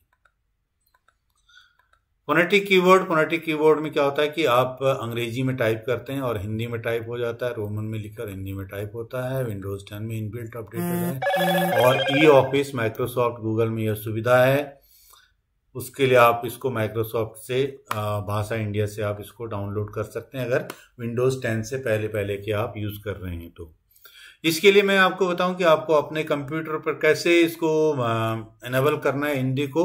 तो हिंदी इनेबल करने के लिए आपको इस तरह से, आप विंडोज 7 लगता है अभी कई लोग यूज कर रहे होंगे, तो अपने कंप्यूटर में आपका जो कंट्रोल पैनल है वहां जाएंगे और इस तरह से रीजन होगा। रीजन के बाद आपका लैंग्वेजेस में आएंगे, तो लैंग्वेज में इस तरह से विंडोज 8 में भी आपके पास लैंग्वेज में जाएंगे। उसके बाद आगे क्या प्रोसीजर है वो मैं आगे बताता हूं आपको। विंडोज 7 में आप रीजन में जाएंगे, विंडोज 8 में आप लैंग्वेज में गए, और लैंग्वेज में जाने के बाद आपके पास यहाँ पे ऐड लैंग्वेज होगी। ठीक वहां भी उसी तरह 7 में भी ऐड लैंग्वेज होगी। तो ऐड लैंग्वेज में जाते ही आप जब एक क्लिक करते हैं तो आपके सामने एक विंडो खुलती है, उसमें से आप हिंदी का चयन करते हैं। ठीक उसी तरह विंडोज 10 में भी आप क्या कर सकते हैं, यहाँ पे विंडोज 10 आपने खोला, यहाँ पर आप नीचे जहां आपका स्टार्ट है, स्टार्ट के ऊपर सेटिंग है, सेटिंग आपने दबाते हैं। तो सेटिंग दबाने के बाद आपके पास इस तरह से ये एक खुलता है विंडोज 10 में, और यहाँ पर विंडो खुलती है। विंडो खुलने के बाद टाइम एंड लैंग्वेज में आप जाते हैं। टाइम एंड लैंग्वेज में जाने के बाद अब आप यहाँ पर रीजन एंड लैंग्वेज में गए। रीजन एंड लैंग्वेज में जाने के बाद फिर आप यहाँ पर ऐड लैंग्वेज में जाते हैं। ऐड लैंग्वेज में जाने के बाद आप यहाँ पे हिंदी का चयन करते हैं। हिंदी का चयन करने के बाद देखिए आप यहाँ पर ये आपका नीचे यहाँ पर राइट हैंड साइड में नीचे कंप्यूटर के यहाँ पे ENG इंग्लिश और हिंदी ये आ जाता है, यानी कि आपको ENG दिखाई देगा। आप ENG को क्लिक करेंगे तो आपके सामने इस तरह से हिंदी और ये भी आ जाता है ये। और इसके लिए हम ऑल्ट शिफ्ट दबाते हैं तो ऑल्ट शिफ्ट हमारा टॉगल की का काम करता है। एक बार हमने ऑल्ट शिफ्ट दबाया तो इंग्लिश में, एक बार दबाया तो वो हिंदी में काम करने लगता है। कभी कभी जो डॉक्यूमेंट है हमारे पास उसमें बीच बीच में हिंदी में और अंग्रेजी में लिखा होता है तो हम ऑल्ट शिफ्ट दबा के हम सीधा हिंदी से अंग्रेजी में काम कर सकते हैं। विंडोज 10 में इसके बाद हमारे पास एक और है फोनेटिक कीबोर्ड भी हमारे पास अभी कुछ पिछले साल से ही अपडेट में आया है, तो आप फोनेटिक कीबोर्ड का भी इसमें यूज कर सकते हैं, हिंदी इंस्क्रिप्ट का और ये फोनेटिक कीबोर्ड का। और विंडोज 11 में फोनेटिक, विंडोज 10 में अगर आप जैसे कीबोर्ड ऐड करते हैं तो आपके पास वहाँ पर फोनेटिक कीबोर्ड भी है। अगर आप हिंदी में कम काम करना चाहते, मतलब कम काम करना है आपको, तो आपके पास फिर उसी तरह से आप थोड़ा बहुत काम करना चाहते हैं तो आप अंग्रेजी में टाइप करेंगे और हिंदी में आ जाएगा। ठीक है, तो इस तरह से हम लोग उसको कर सकते हैं, उसको फोनेटिक जो कीबोर्ड है उसको हम कर सकते हैं इनेबल। विंडोज 11 में हिंदी इनेबल करने के लिए आप सबसे पहले जाते हैं सेटिंग पर। सेटिंग पर जाने के बाद आप यहाँ पर टाइम एंड लैंग्वेज में जाते हैं। टाइम एंड लैंग्वेज करने के बाद आप यहाँ पर आते हैं लैंग्वेज एंड रीजन में। लैंग्वेज एंड रीजन में आने के बाद ये आपका देखिए ऐड अ लैंग्वेज आता है। यहाँ पर ऐड अ लैंग्वेज आने के बाद आप क्या करते हैं, यहाँ पर एक लैंग्वेज ऐड करते हैं। उसके बाद लैंग्वेज ऐड कर दिया आपने, ठीक उसी जैसे मैंने पहले बताया था आपको। और फिर यहाँ पर आपके पास ये हिंदी आ जाता है। हिंदी आने के बाद आप यहाँ पर ऑप्शन करते हैं, लैंग्वेज ऑप्शंस में जाते हैं कि आप कौन सा कीवर्ड आपको चाहिए। तो कौन सा कीवर्ड आपको चाहिए, तो इसके लिए आप जैसे ही आप ऑप्शन में जाते हैं यहाँ पर आपका हिंदी देवनागरी इंस्क्रिप्ट कीबोर्ड आता है, हिंदी फोनेटिक कीबोर्ड आता है, हिंदी ट्रेडिशनल, मराठी, नेपाली, ये हिंदी से रिलेटेड कीबोर्ड हैं। ये वैसे तो सभी में चलते हैं। यहाँ पर उत्तर भारत में जैसे आप भोजपुरी में कहेंगे या दूसरी और हिमाचली भाषा उसमें कहेंगे, सब में यही कीबोर्ड चलेगा आपका, हिंदी जो भी हिंदी फॉन्ट यूज करते हैं। फोनेटिक कीबोर्ड जो अगर आप विंडोज 10 से पहले के वर्जन यूज कर रहे हैं जैसे विंडोज 8, 7, XP, तो उसके लिए आप यहां से फोनेटिक कीबोर्ड को डाउनलोड कर सकते हैं। इंडियन IME हिंदी IME के लिए यहाँ पे microsoft.com इंडिया के लिए है, भाषाindia.com से ये, तो भाषाindia.com पे जाके आप ये डाउनलोड कर सकते हैं वहां से। एक और है TDIL की वेबसाइट, यहाँ से भी आप कई सारी चीजों को डाउनलोड कर सकते हैं हिंदी से रिलेटेड। अब है हिंदी में रोजगार, ये हमारा आज का विषय है। और आज मैं कहूं कि अगर हिंदी आप कैसे पढ़ते हैं, यानी कि आप हिंदी के क्षेत्र में कैसे आए हैं। एक तो है कि आप बाय चॉइस आए हैं। अगर आप बाय चॉइस आए हैं, कोई भी बच्चा अगर वो बाय चॉइस किसी फील्ड में जाता है, बाय चॉइस वो अगर फोटोग्राफी में जाता है, बाय चॉइस वो IT में जाता है, बाय चॉइस वो किसी भी फील्ड में जाता है, मेडिकल में जाता है, तो वो बाय चॉइस अगर जा रहा है, बाय चॉइस वो हिंदी में आता है, तो बाय चॉइस वो जाता है, तो बाय चॉइस उसकी रुचि है वहां पर और वो वहां पर जाके निश्चित ही अच्छा काम करेगा। बाय चॉइस मैं भी आया था, बाय चॉइस कुमार विश्वास भी आए थे और बाय चॉइस लोढ़ा वो भी आए थे। और बाय चॉइस आप में से भी बहुत सारे लोग आए होंगे कि नहीं मुझे हिंदी ही पढ़नी है, क्योंकि मेरे जैसा विद्यार्थी जिसके पास BA में हिंदी नहीं थी, लेकिन नहीं, मैंने कहा MA हिंदी से करना चाहिए। ठीक है, उसी तरह बाय चॉइस आप में से भी बहुत सारे लोग हिंदी में आए होंगे या हिंदी अध्ययन में आए होंगे। अब बाय चॉइस जो आए हैं उनके सामने एक अच्छा जो करियर है, मैं उसके लिए कल्पना कर सकता हूं, उनके लिए बहुत अच्छा करियर होता है। लेकिन हो सकता है कि कोई बाय चॉइस ना आया हो, कि उनकी पढ़ने की इच्छा तो नहीं थी या पहले से वैसे भी पढ़ने की इच्छा नहीं थी, अब मार्क्स भी कम आए, दूसरी जगह नंबर नहीं मिला या एडमिशन नहीं मिला, अब हिंदी में आ गए हैं। तो वो जो हिंदी में आ गए हैं, अब उनके लिए क्या और व्यवस्थाएं हो सकती हैं, क्योंकि जो बाय चॉइस आए हैं वो अपना रास्ता खुद तय करते हैं। जिन बच्चों को उनके माँ बाप बाय अपनी मर्जी से खुद मेडिकल में या खुद इंजीनियरिंग में डालते हैं, और वो बच्चे कभी न कभी अवसादग्रस्त होते हैं कि हम नहीं कर पा रहे हैं। क्यों? क्योंकि उन बच्चों की चॉइस नहीं थी। जिन बच्चों की चॉइस थी वो वहां भी एक्सेल करते हैं कि हाँ मेरे पसंद का विषय है, वो वहां जरूर एक्सेल करते हैं। तो एक्सेल करेंगे तो जाहिर है कि वो अपने रास्ते खुद तय करते हैं। इसी तरह हिंदी में भी जो लोग खुद अपनी चॉइस से, अपनी रुचि से, अपनी इच्छा से अगर इसमें आए हैं, वो अपने रास्ते खुद तय करते हैं। लेकिन जो लोग अपनी चॉइस से नहीं आए हैं, किसी मजबूरी के कारण भी हिंदी में आए हैं, उनके लिए भी रोजगार के अवसर हैं। तो आज वैश्वीकरण के युग में दुनिया के तमाम देश एक दूसरे से काफी करीब आ गए। मैं इसको पढ़ देता हूं क्योंकि हमारे पास समय थोड़ा कम है। आ गए हैं और इनमें आपसी व्यापार एवं राजनीतिक संबंधों का विस्तार हुआ है। आज भारत एक तीव्र गति से विकास करने वाले देश के रूप में काफी आगे निकल रहा है। भारत का संबंध दुनिया के अन्य देशों के साथ बढ़ा है।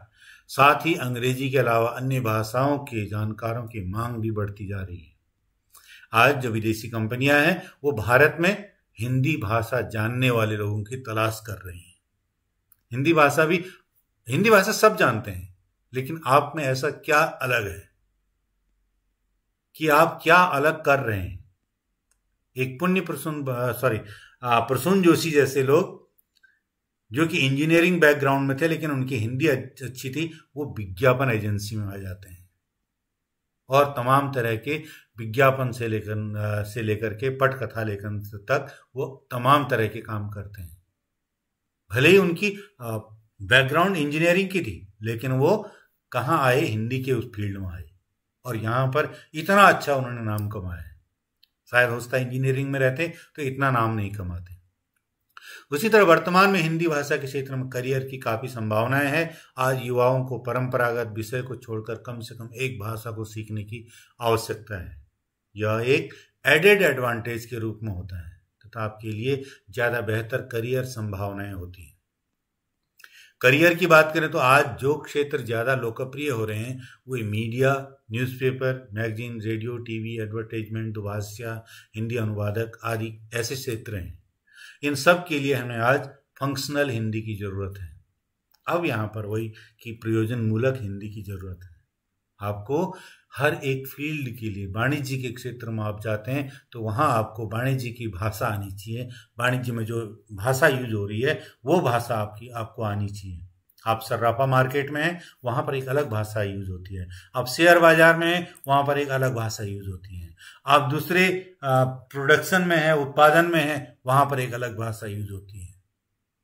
इसी तरह हर एक खेलों में है, खेल संपादन, खेल के जो आर्टिकल लिखने हैं वहाँ पर एक अलग भाषा का यूज होता है।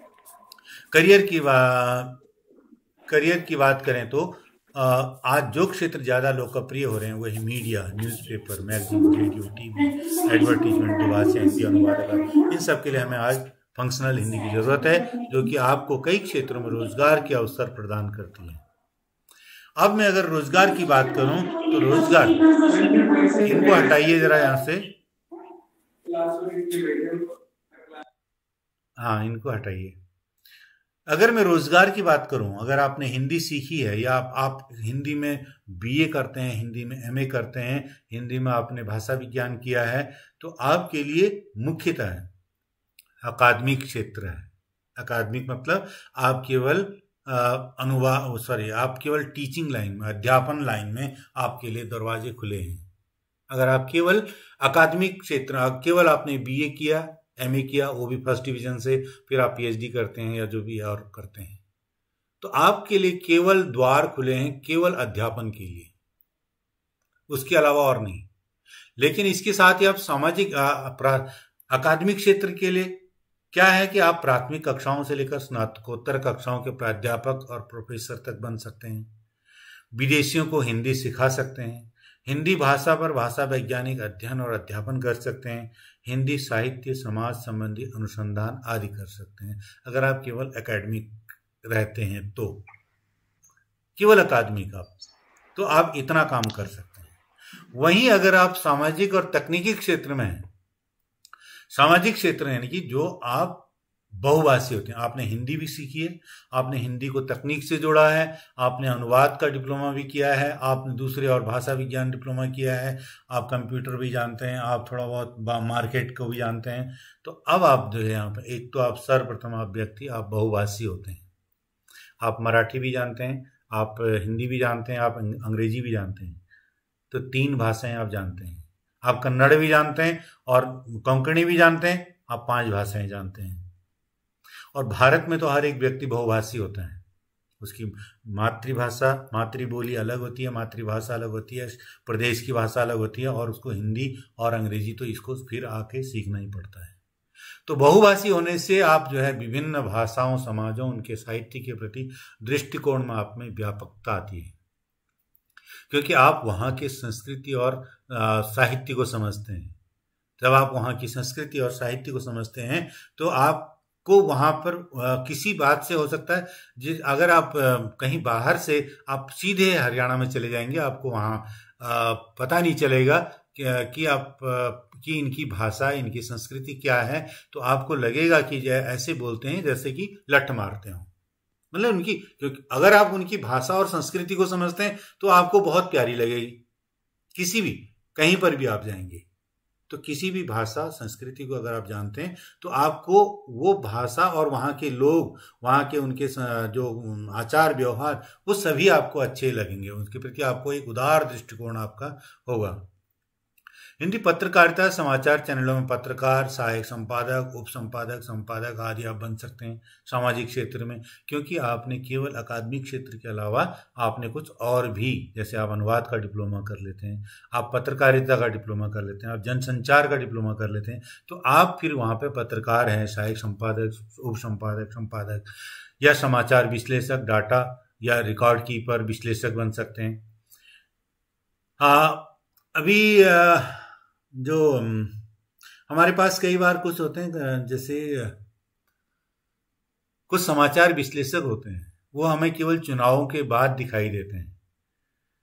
जैसे कि हमारे आम आदमी पार्टी से गए हुए यादव जी हैं, वो पहले हमको केवल, मैं उनको ज़्यादा तो नहीं जानता था पहले, केवल जब चुनाव होते थे उसके बाद वो चुनाव विश्लेषण पर बड़ा अच्छा उनका विश्लेषण रहता था, क्योंकि वो हिंदी अच्छी जानते थे, चुनावों के बारे में चुनाव विश्लेषण वो अच्छा करते थे, इसलिए वो।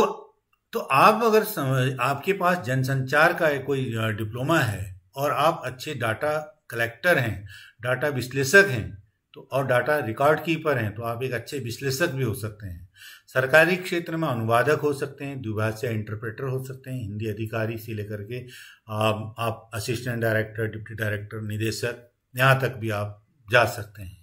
बैंकिंग क्षेत्र में हिंदी सहायक से लेकर के आप प्रबंधक तक जा सकते हैं, साहित्य सृजन कर सकते हैं, विभिन्न भाषाओं के साहित्य का हिंदी में अनुवाद या हिंदी से अपनी भाषा में अनुवाद कर सकते हैं। पर्यटन उद्योग में एक कुशल गाइड से लेकर के टूर मैनेजर तक बन सकते हैं। पर्यटन में आप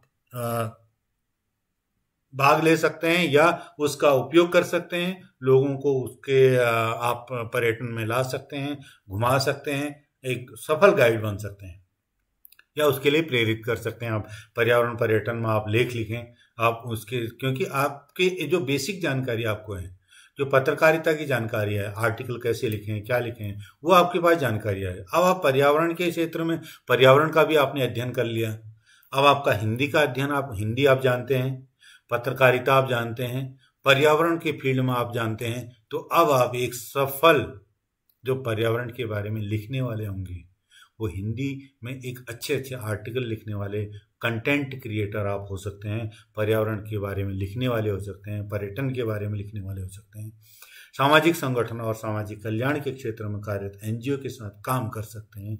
इस तरह से अब तकनीकी क्षेत्र में अगर आप हिंदी सीख लेते हैं बहुत अच्छी तरह से और कंप्यूटर की अच्छी नॉलेज रखते हैं, अच्छी जानकारी रखते हैं, तो आप हिंदी टाइपिंग जानते हैं, हिंदी का वर्ड प्रोसेसिंग आप जानते हैं, आप वर्ड में भी MS वर्ड भी जानते हैं, आप पब्लिशर भी जानते हैं, आप InDesign जानते हैं, आप फोटोशॉप जानते हैं, CorelDRAW जानते हैं, ठीक है। तो आप एक तरह से प्रिंटिंग व्यवसाय में आप परफेक्ट हैं, अगर आप इतनी चीजें जानते हैं तो। कंटेंट राइटिंग, आप हिंदी जानते हैं और दूसरा आप किसी भी कहीं भी कोई चीज आप के बारे में आप लिखना चाहते हैं, आप अपने ही क्षेत्र के बारे में, अपनी कल्चर के बारे में लिखना चाहते हैं, आप best 10 mobile phone in the last month या इन 2022 इसके बारे में आप मार्केट में सर्च करते हैं और डिटेल पता करते हैं, उसके बाद एक आर्टिकल लिखते हैं और अपने ब्लॉग पर डालते हैं। तो जो आपका आर्टिकल होगा वो एक कंटेंट राइटर का आर्टिकल होगा, कंटेंट क्रिएशन होगा आपका।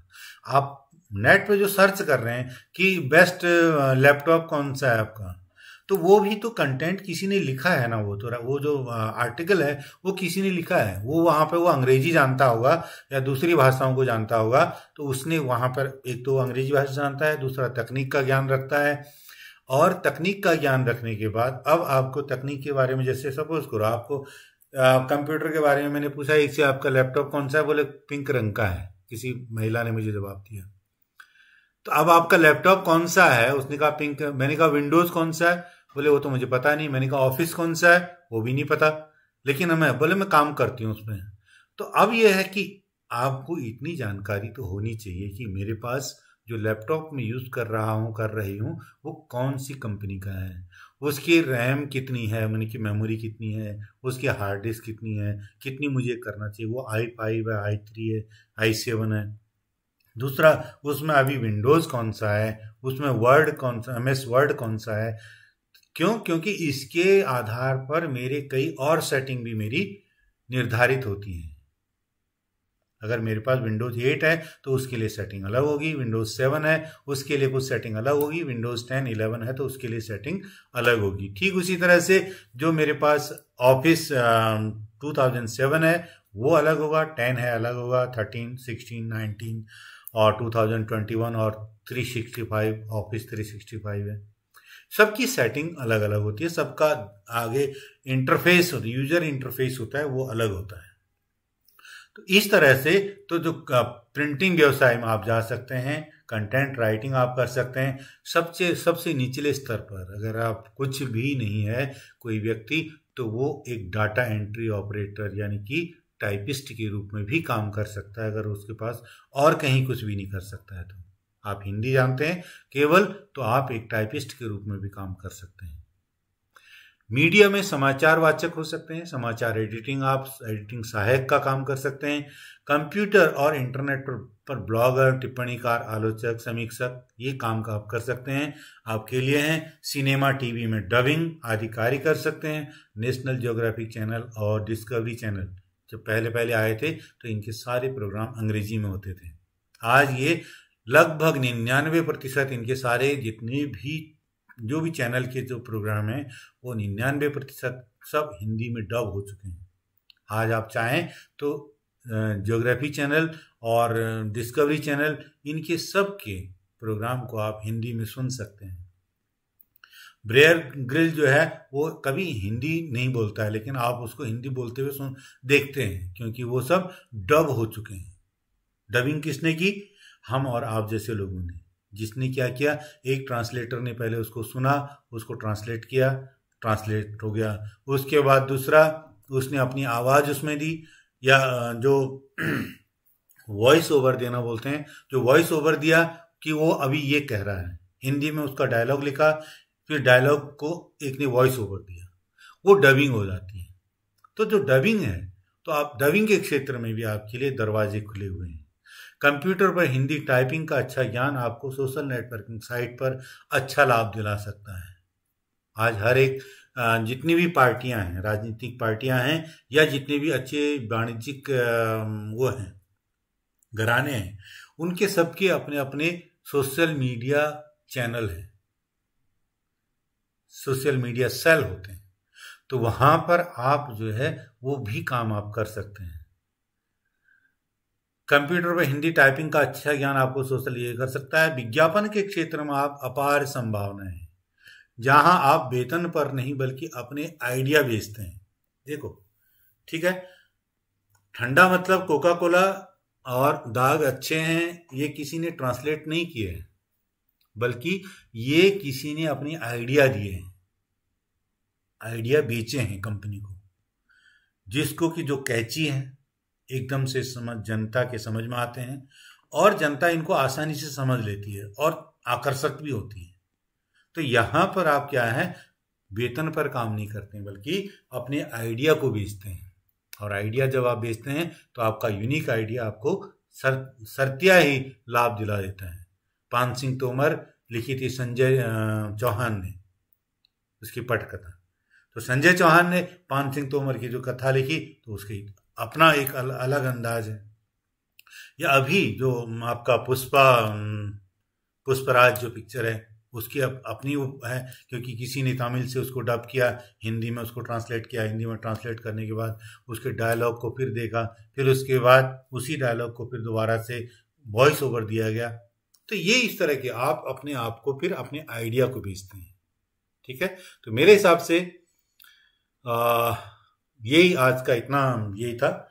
और अब इसमें किसी की अगर कोई प्रश्न हो तो आप पूछ सकते हैं। हम 1 घंटे से ज़्यादा का समय ले चुके हैं।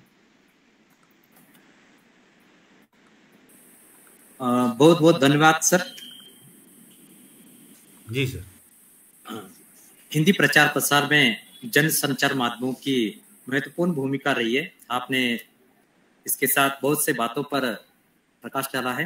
देखिए, हिंदी को तकनीक से जोड़ने की आवश्यकता है और यूनिकोड की आवश्यकता, और अपने संगणक पर उसका चयन कैसे करें और हिंदी रोजगार के अवसर कौन कौन से हैं, इन बातों पर आपने प्रकाश डाला है।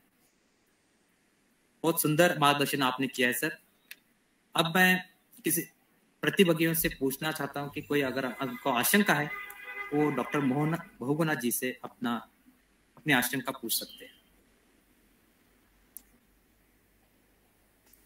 कोई भी प्रतिभागी हो, अगर उनको कोई प्रश्न पूछना है तो पूछ सकते हैं। सर क्या मैं पूछ सकती हूँ? हाँ पूछिए। सर मैं अभी एमए हिंदी में प्रवेश लिया है और अनुवाद के डिप्लोमा में पीजीडीटी में। तो मैं जानना चाहती हूँ कि अनुवाद के क्षेत्र में अपना करियर आगे बढ़ाने के लिए प्रारंभिक तरीके से अनुवाद कैसे सीखा जाए, हिंदी से इंग्लिश और इंग्लिश से हिंदी में करने के लिए।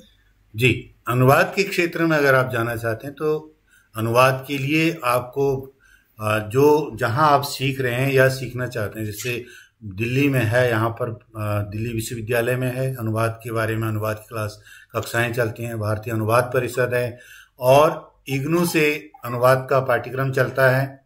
वहां से आप मैंने एडमिशन लिया है। हाँ, एडमिशन लिया है तो आपको अपने आप ही वहां पर वो पढ़ाएंगे और जो बारीकियां हैं उसकी हर एक चीज की, क्योंकि अनुवाद के लिए जो एक शब्द है अंग्रेजी का, उस मूवमेंट, सपोज करो मैं मूवमेंट मानता हूँ, मूवमेंट का आंदोलन भी है, मूवमेंट का गति भी है, मूवमेंट का कोई और चीज भी हो सकता है।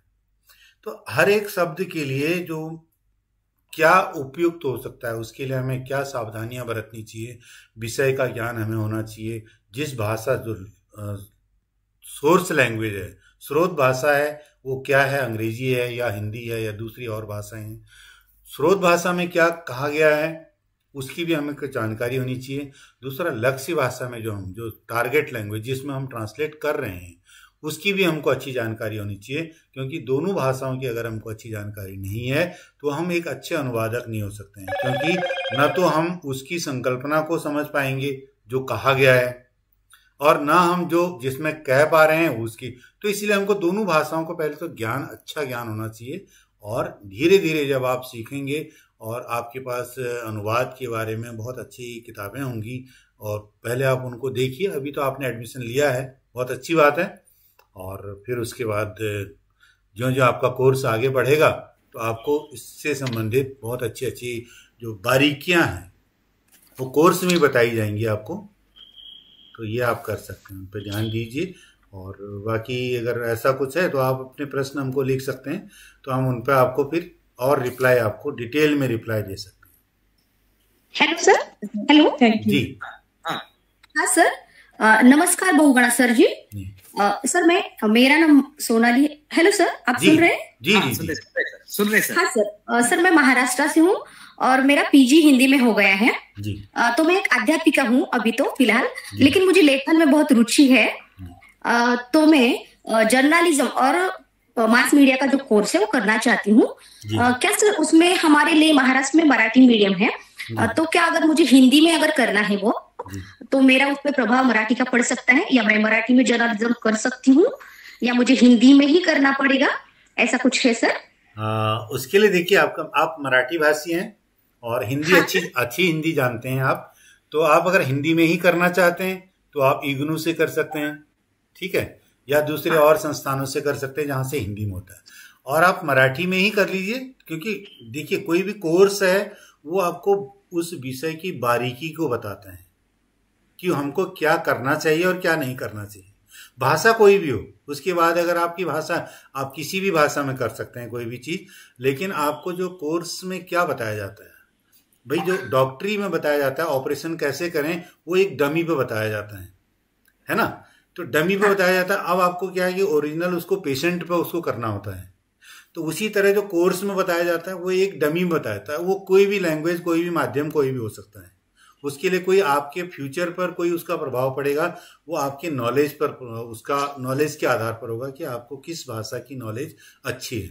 आप मराठी माध्यम से भी कर सकते हैं। मराठी माध्यम से आप सीख लेते हैं कि आपको आर्टिकल कैसे लिखना है, आपको राइटिंग कैसे करनी है, आपको ये किसी विषय की जानकारी कैसे लेनी है, रिपोर्टिंग कैसे करनी है। तो वो तो मतलब आपकी मराठी में ही ऐसा होता है ऐसा नहीं है, या हिंदी में ही ऐसा होता है नहीं ऐसा। आप किसी भी भाषा में जो सीखते हैं वहां तो आप फंडामेंटल सीखते हैं।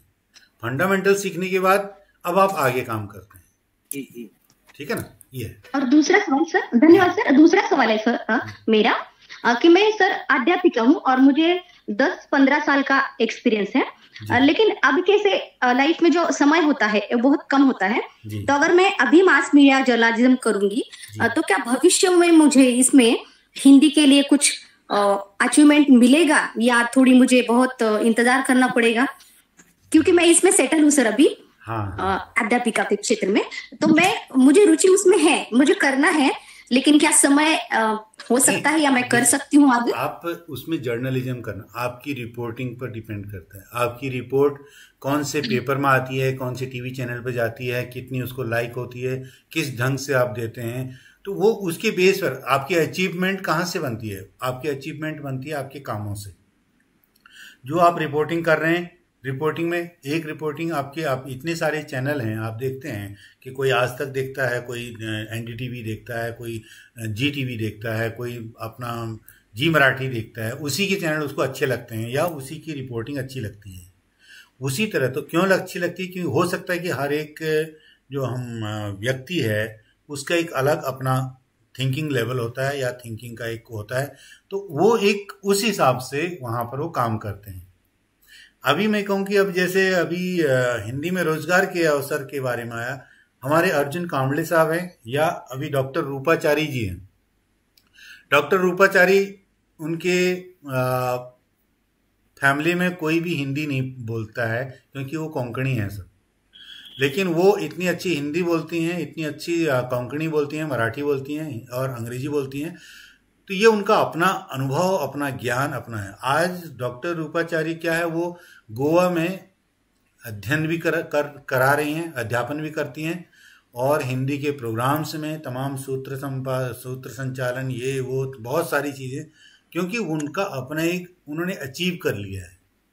तो हर एक व्यक्ति जो अचीव करता है वो उस पर डिपेंड करता है, उसके आधार पर उसको जो हासिल होता है, जो उसके काम है, जो कामों के आधार पर उसको हासिल होता है, वो वही उसको कुछ न कुछ जो कार्य के बदले जो फल मिलता है उसको, वो है। तो आपके पास भी संभावनाएं हैं, ऐसी बात नहीं है। धन्यवाद, बहुत बहुत शुक्रिया सर। सर नमस्कार। नमस्कार। मैं भी एक बात कहना चाहूंगी। मेरा नाम मेघा आचार्य है सर, और मैं अभी हिंदी अनुवादक के रूप में कार्य कर रही हूँ। सर मेरा सवाल तो नहीं, लेकिन एक हिंदी के क्षेत्र में जो रोजगार की बात कर रहे हैं हम, उसमें एक दो जो समस्याएं आ रही है उसको मैं थोड़ा यहाँ पे रखना चाहूंगी, शायद इसका कुछ हल निकल आए।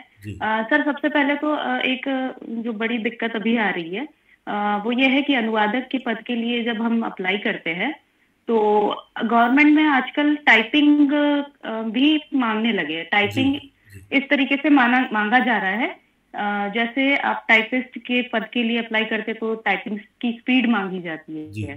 तो चूंकि टाइपिस्ट का एक पद अलग होता है और ट्रांसलेटर का पद अलग होता है, तो ये चूंकि वैसे ही हिंदी में रोजगार तो है अवेलेबल, लेकिन उस तरीके से उस क्षेत्र में जाना भी अपने आप में मैं समझ गया आपकी बात को मेघा जी। ऐसा है कि आजकल व्यवस्था ऐसी है कि आप कभी भी आप एक ट्रांसलेटर हैं और अचानक आपको आपका जो टाइपिस्ट है शाम के 6 बज चुके हैं और आपका जो टाइपिस्ट है वो चला गया है या आया नहीं, आज अचानक कोई ऐसी स्पीच आ गई है कि उस स्पीच को आपको अभी करना है, ठीक है, तब आप ये नहीं कहेंगे कि मेरा टाइपिस्ट नहीं है, वो अर्जेंसी है और वो हर आपके जो डिपार्टमेंट यानी कि जो आपका हिंदी सेल है या उसके चाहे वो वहां पर हिंदी अधिकारी हो या हिंदी अनुवादक हो, उसको ये आना चाहिए।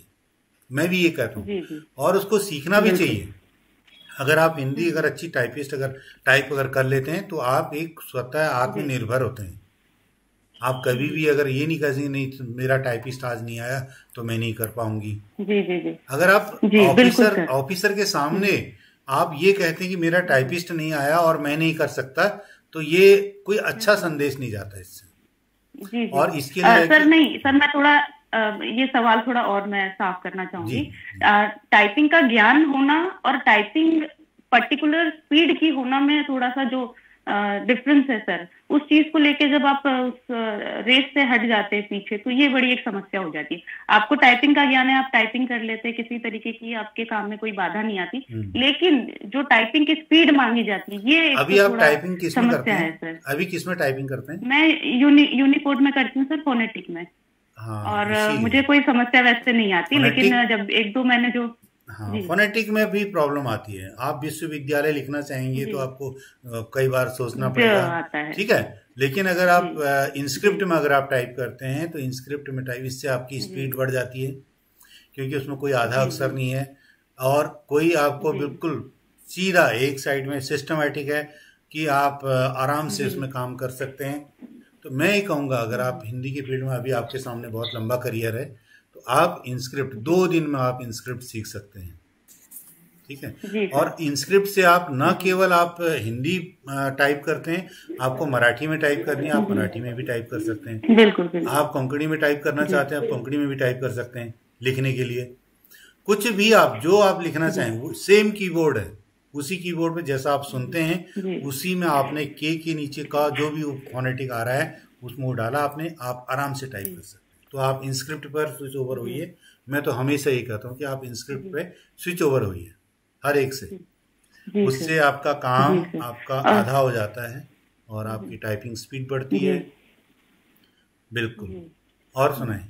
और सर दूसरी एक बात ये है सर कि जैसे कॉन्ट्रेक्चुअल पोस्ट निकलती है हिंदी ट्रांसलेटर राजभाषा अधिकारी की, तो उसकी जो सैलरी होती है, राजभाषा अधिकारी की तो खैर उनमें रिटायर्ड लोग ज्यादा अपीयर होते हैं, तो जो हिंदी ट्रांसलेटर वाला जो पोस्ट होता है उसकी जो सैलरी है सर वो भी थोड़ी मतलब ठीक ठाक अगर हो तो ये कम रहती है सर, लगभग 25,000 या 30,000 लगभग ऐसे होते हैं। वो अलग अलग थोड़ी समस्या हो जाती है। हर एक जगह अलग अलग है, जो कंपनी यानी कि पर निर्भर संग्रह, हाँ अलग अलग ऑफिसों ने अपने अपने डिसाइड कर रखा है, जो कार्यालय हैं उन्होंने डिसाइड कर रखा है।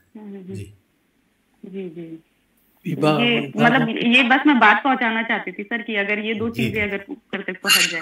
नहीं बहुत अच्छी बात, बहुत अच्छा। जी जी सर। मैं एक थोड़ी सी बात करना चाह रहा था इस पे। जी ईश्वर यादव जी नमस्कार। हाँ जी धन्यवाद सर। डॉक्टर साहब ने बहुत अच्छे से बताया और ये जो प्रश्न था ये भी बहुत अच्छा प्रश्न इन्होंने किया, जो टाइपिंग वाली जो बात है, और मेरे साथ ये व्यवहारिक रूप से घटित हुआ है। मैं जब कनिष्ठ अनुवादक के लिए गया था जी, तो उन्होंने मुझसे प्रश्न पूछा था, ये विद्यार्थियों के लिए बहुत अच्छी बात रहेगी कि आप टाइपिंग कर सकते हैं। तो मैंने बोला जी टाइपिंग करता हूँ, मैं कॉलेज में अध्यापन का कार्य कर रहा था। तो बोला हिंदी टाइप कैसे करते हैं? तो मैंने बोला जी मुझे हिंदी टाइपिंग नहीं आती है। मैं अंग्रेजी में टाइप करता हूँ, प्रश्न पत्र बनाता हूँ हर महीने जो हमारे एग्जाम होते हैं उसके लिए। तो उन्होंने फिर अगला प्रश्न मुझसे किया था कि क्या आप हिंदी में टाइपिंग करना सीख सकते हैं जी।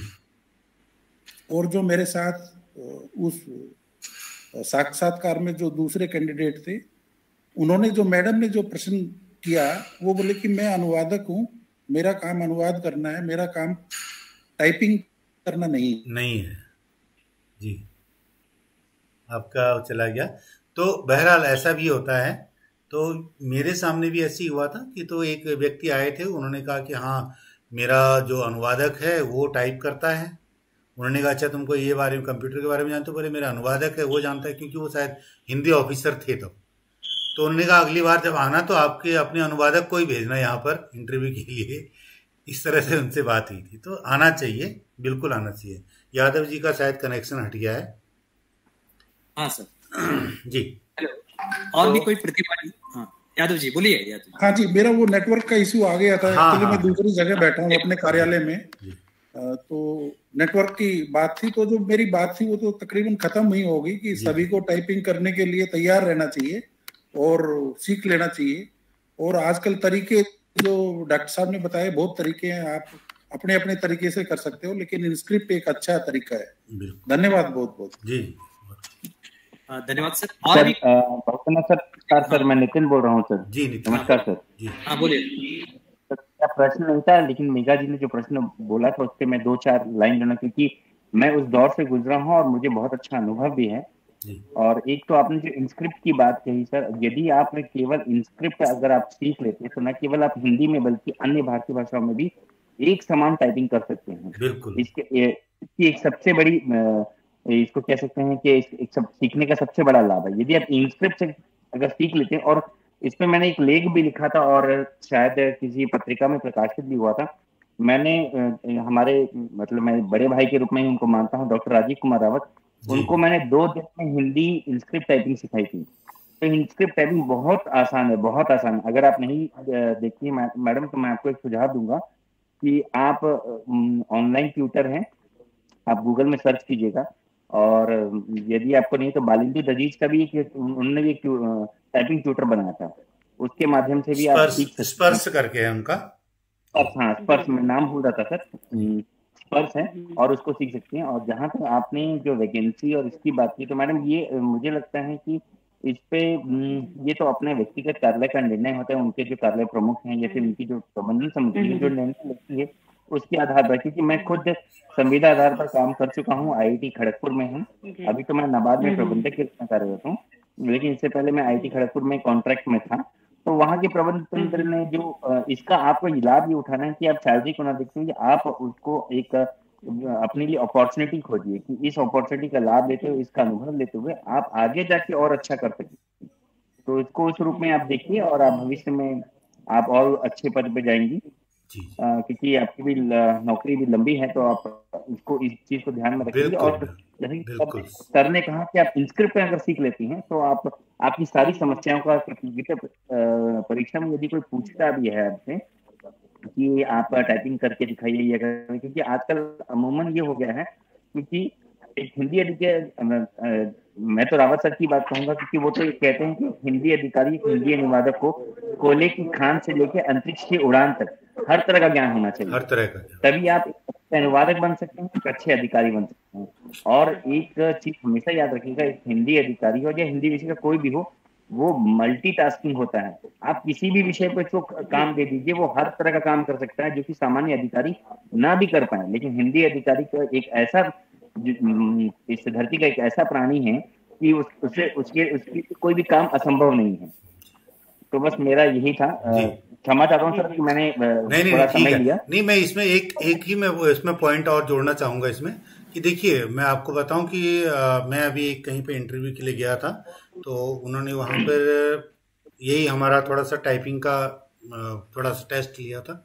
तो मेरे साथ एक दूसरी जो महिला थी उनका भी था, और वो अपने कार्यालय में वो किसी टूल के थ्रू वो टाइप करती थी, IME टूल के थ्रू या पता नहीं कौन से टूल के थ्रू, तो वो उसके थ्रू टाइप करती थी। उन्होंने फिर जब टाइपिंग टेस्ट का टाइम आया तो उन्होंने कहा कि इसमें तो वो नहीं है, जल्दीबाजी में वो फिर इंस्टॉल किया गया लिहाजा फिर वो काम करने लगी, लेकिन वो हुआ नहीं, उनसे हो नहीं पाया। लेकिन मैं इंस्क्रिप्ट जानता था, मेरे को कोई दिक्कत नहीं हुई, क्योंकि फटाक से हिंदी इनेबल करो अपने कंप्यूटर में और आप आराम से काम कर सकते हैं। तो इसलिए सबसे मेरा यही है कि आप इंस्क्रिप्ट जानते हैं तो आप दुनिया के किसी भी कंप्यूटर में आप हिंदी में काम कर सकते हैं।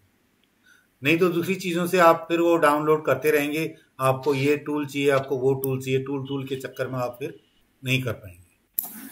अच्छा है कि आप मोहन सर जी के संबंध में, अनुवाद के संबंध में एक जानकारी देना चाहूंगा सर मैं, कि भारतीय अनुवाद परिषद जो नई दिल्ली में स्थापित है, यदि किसी को अनुवाद अभ्यास की जरूरत है या फिर उसको अनुवाद सीखना है या फिर अपना अनुवाद को स्तरीय बनाना है, तो इसके लिए हमारे सुनील भूटानी जी बहुत अच्छा काम कर रहे हैं आज के टाइम में। मोहन सर उनको बहुत अच्छी तरह से जानते हैं, आप उनसे संपर्क कर सकते हैं। यदि आपको लगे कि उनसे संपर्क नहीं हो पा रहा तो आप मुझसे संपर्क कीजिए, मैं किसी माध्यम से उनको जोड़ दूंगा। नहीं, भारतीय अनुवाद परिषद आप सर्च करेंगे तो आपको मिल जाएगा, वैसे भारतीय अनुवाद आपको मिल जाएगा। तो अगर आप नहीं कर पा रही हैं तो आप मुझसे संपर्क कर सकती हैं या फिर मोहन सर से संपर्क कर सकती हैं। आपका जो अभ्यास है, जो आमतौर पर अगर आपको अभ्यास कराना है तो उसका बहुत अच्छा लाभ मिल सकता है। जी धन्यवाद नितिन जी। हाँ, नेक्स्ट स्नेहा। हाँ सर, हाँ बोलिए सर। हाँ सर, सबसे पहले सभी विद्वजनों को मेरा प्रणाम। मैं डॉक्टर प्रेमपाल एमआईटी यूनिवर्सिटी से। सर मेरा एक छोटा सा सवाल ये था कि जिस प्रकार से हमारे भारतीय सरकार की जो योजनाएं अब धीरे धीरे वित्त पोषण की ओर बढ़ रही हैं, उस संबंध में बहुराष्ट्रीय कंपनियों में हिंदी की वर्तमान और भावी जो योजनाएं हैं वो क्या हो सकती हैं, इस पर यदि आप कुछ प्रकाश डाल सकें तो। नहीं, अब इसमें तो अब हमारे पास टाइम बहुत कम है, ये बहुत लंबा चौड़ा सब्जेक्ट है, इसमें हम फिर विचार कर सकते हैं। क्योंकि अगर वित्त पोषण बहुत तरह की जो हमारी बहुराष्ट्रीय कंपनियां हैं, और बहुराष्ट्रीय कंपनियों का जो, क्योंकि वो यहाँ पर क्यों आई हैं, अपने बिजनेस के लिए आई हैं, चाहे कोई भी कंपनी हो। तो जब तक वो यहाँ के जनमानस के साथ, ये यहाँ के जो बिजनेस टाइकून्स हैं, बिजनेस हब हैं, बिजनेस घराने हैं, उनके साथ वो जब तक टाई अप नहीं करते हैं या जब तक उनसे नहीं मिलते हैं, तब तक उनका बिजनेस नहीं चलेगा, कोई भी हो। तो आज मैं ये कह रहा हूँ कि अगर उनको मिलना है तो वो किसके माध्यम से, अगर कोई Chinese company, Japanese, German company Bharat आ रही है तो वो जाहिर है कि हिंदी के माध्यम से वो आगे हमारे यहाँ पर कांटेक्ट करेंगी किसी भी कंपनी से, या अंग्रेजी के माध्यम से कांटेक्ट करेंगे। लेकिन अल्टीमेट जो उनका प्रोडक्ट जो मार्केट में आएगा, बाजार में आएगा, उसके लिए तो हिंदी चाहिए ही चाहिए, है ना। तो ये इस तरह से, ये बहुत लंबा चौड़ा सब्जेक्ट है, इस पर हम फिर विचार कर सकते हैं। जी अर्जुन जी। हाँ ठीक है, तो मुझे लगता है और प्रश्न ले ले बहुगुणा जी सर। हाँ, एक आध ले सकते हैं, एक आध से। हाँ, कोई प्रतिभागी है तो पूछ सकते हैं। हेलो, कोई प्रतिभागी प्रश्न पूछना चाहते तो पूछ सकते हैं।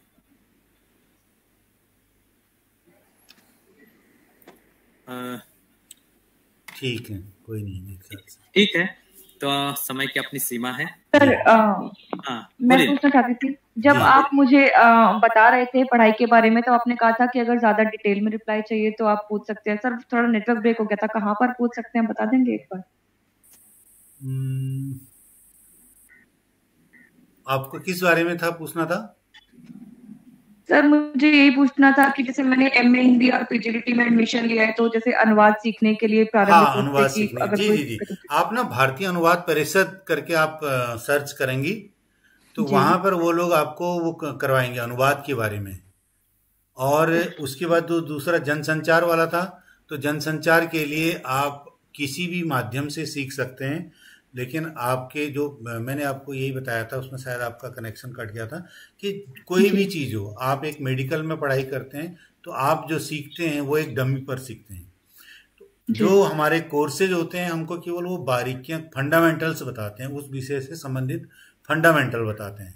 फंडामेंटल जानने के बाद हम उसको किसी भी भाषा में व्यक्त कर सकते हैं, ठीक है नहीं। हमको फंडामेंटल आने चाहिए कि हाँ कैसे एक लेख कैसे लिखें, उसके विषय में क्या लिखें, पहले क्या लिखें, बाद में क्या लिखें, बीच विषय वस्तु क्या हो, प्रस्तावना क्या हो, सारांश क्या हो उसका, और कहाँ से शुरुआत करें, कहाँ उसका एंडिंग करें, ये फंडामेंटल बताए जाते हैं किसी भी लेख में या पत्रकारिता के बारे में। पत्रकारिता में यही है कि आपको जो एक पूरी घटना का एक सारांश है, वो पहली 2 लाइन में आपको सारांश पूरा बताना होता है, ताकि आप जो सुनने वाला है उसकी रुचि जागृत हो, और उसके बाद वो आपका पूरा प्रोग्राम, आपका जो पूरा न्यूज जो है वो पढ़ेगा। ठीक है ना। तो इसी तरह से आपको फंडामेंटल बताए जाते हैं, चाहे आप मराठी में सीखें चाहे किसी और भाषा में सीखें, लेकिन बाद में जब आप व्यक्त करेंगे, आप लिखेंगे उसको, तो आप जिस भाषा में आपको अच्छा लगता है उस भाषा में आप कर सकते हैं। जी सर। धन्यवाद। नमस्कार सर। नमस्कार। मैं विशेष लेखन के बारे में पूछना चाहती हूँ कि क्या हम उसमें विशेष लेखन में क्या लिख सकते हैं? विशेष लेखन में आप किसी भी विषय के बारे में, मैंने जैसे कहा ना कि आप आज के बारे में, आज किसी की जयंती आ रही है, आप उसके लिए एक लेख लिखिए, चाहे वो कोई भी हो, किसी भी सब, क्योंकि आपको इसके लिए आपको 1 हफ्ता पहले 2 हफ्ते पहले तैयारी करनी होगी। आज जैसे किसी की जयंती है, सपोज करो किसी राजनेता की है, किसी साहित्यकार की है, किसी कोई धर्म पर्व त्योहार आ रहा है, आपको उसके बारे में लिखना है। अब आप उसके बारे में पहले सर्च करेंगी, उसके रिसर्च करेंगी, रिसर्च करने के बाद आप उसके बारे में पूरा लिखेंगी, लिखने के बाद आप उसको फिर चाहे वो अपने सोशल मीडिया साइट्स हों या किसी अखबार में आप भेजना चाह रही हैं या किसी और जगह भेजना चाह रहे हैं, तो आप उसको भेजेंगे। अब उस डेट को उसको प्रिंट होना है, ताकि आज जो है, आज जो तिथि है, आज जो पर्व त्योहार या किसी की जन्म तिथि है, उस दिन उन लोगों के पास जाए। तो वो विशेष लेख है कि ताकि उस दिन के लिए वो क्या है। विशेष लेख कुछ भी हो सकता है। विशेष लेख आज किसी का मोबाइल लॉन्च हुआ है तो वो भी एक विशेष लेख हो सकता है, या आज किसी का कोई लैपटॉप लॉन्च हुआ है या कोई चीज और लॉन्च हुई है। इवन यहाँ तक कि ये कमर्शियल साइट्स पर तमाम तरह के लॉन्चिंग होती हैं, जो कॉस्मेटिक्स से लेकर के तमाम तरह के, या इंजीनियरिंग में बहुत सारी चीजें लॉन्च होती हैं। तो ये हमारा फील्ड क्या है, हम उस हिसाब से विशेष लेखन तब होता है कि हम किस किस फील्ड में दखल दे सकते हैं। मुझे लगता है सर ये फिर समय सामयिक होता है। समय सामयिक, जी नहीं, समय सामयिक क्या, आप एक विशेष लेख ये भी है, मैंने जैसे बताया कि आप कंटेंट राइटर आप बनते हैं, विषय से संबंधित, कि कंटेंट राइटिंग आज कक्षा 2 के विद्यार्थियों के लिए ये जरूरी है, या कक्षा 10 के विद्यार्थियों के लिए आप टेंशन मत करें, एग्जाम अच्छा दें, फला करें, ये इस पर भी आपका एक लेख हो सकता है। आप अगर आपको मोबाइल के बारे में जानकारी है, रखती हैं मोबाइल की फील्ड में, तो आप मोबाइल के ऊपर एक अच्छा सा, कि अभी हमारे पास टॉप 10 मोबाइल ये हैं, इसके ऊपर एक लेख लिख सकती हैं। तो लिखने के लिए इतना कुछ है कि बहुत कुछ है, बस हमारा अपनी रुचि क्या है। आप हो सकता है कि कॉस्मेटिक्स की एक रेंज के अंदर ही बहुत सारी रेंज आ रही हो, उसके प्रॉस एंड कॉन्स पर आप लिख सकते हैं। इतना कुछ लिखा जाने की जरूरत है अभी कि कोई लिमिट नहीं है, और आपके लेख को लोग लिखेंगे। आपने कई बार लेख पढ़े होंगे, अरे ये लेख तो मैं भी लिख सकती हूँ या लिख सकता हूँ, वही चीजें तो हैं जो मैं जानता हूं, वही इसने लिख रखी हैं, लेकिन उसने लिखी और वो पब्लिश हुआ, आपने लिखा नहीं और वो पब्लिश नहीं हुआ, है ना। तो यही चीजें हैं।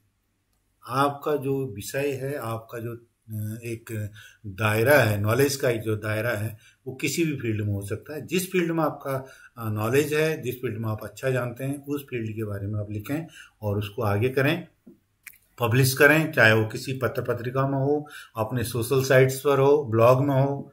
अगर आप ब्लॉग के बारे में आप जानना चाहते हैं तो हमारे इसी चैनल पर आप कर देख सकते हैं। जी धन्यवाद सर।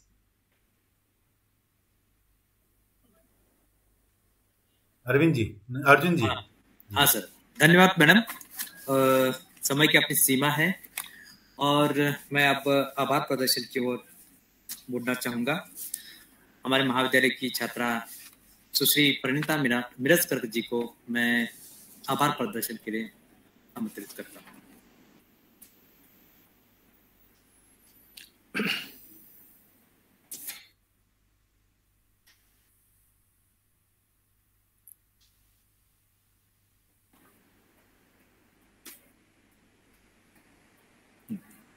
नमस्कार सर।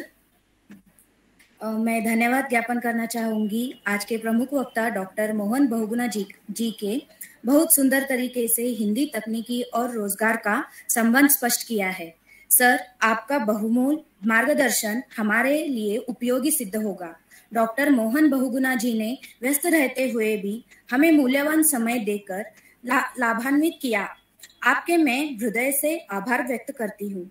हमारे हिंदी विभाग को मार्गदर्शन करने वाले केएलई संस्था के आजीवन सदस्य डॉक्टर प्रकाश कटकोर जी, लिंगराज महाविद्यालय के प्राचार्य डॉक्टर बीएम तेजस्वी जी और आज के वेबिनार के अध्यक्षा उपप्राचार्य प्रोफेसर श्रीमती एमएन बनर्टी जी और IQAC समिति के समन्वयक डॉक्टर जीएन शिली जी के भी प्रति मैं आभार व्यक्त करती हूँ।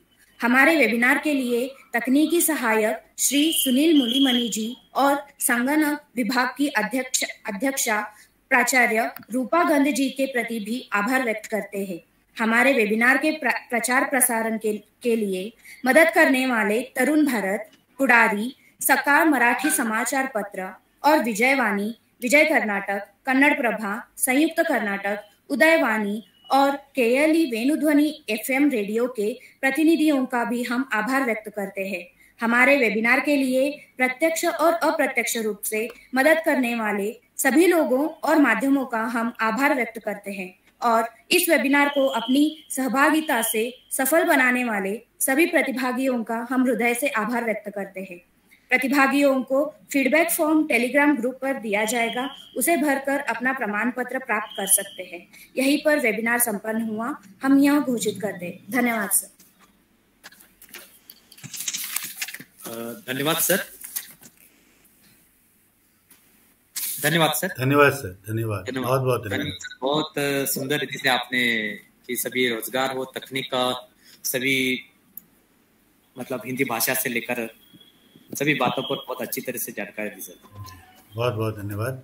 महादेव जी। क्या सर? क्या हाल है? ठीक है सर। बस बहुत ही बढ़िया रहा, बहुत ही जबरदस्त। एक कोशिश की थी कि बस नहीं सर, बहुत ही। आप भविष्य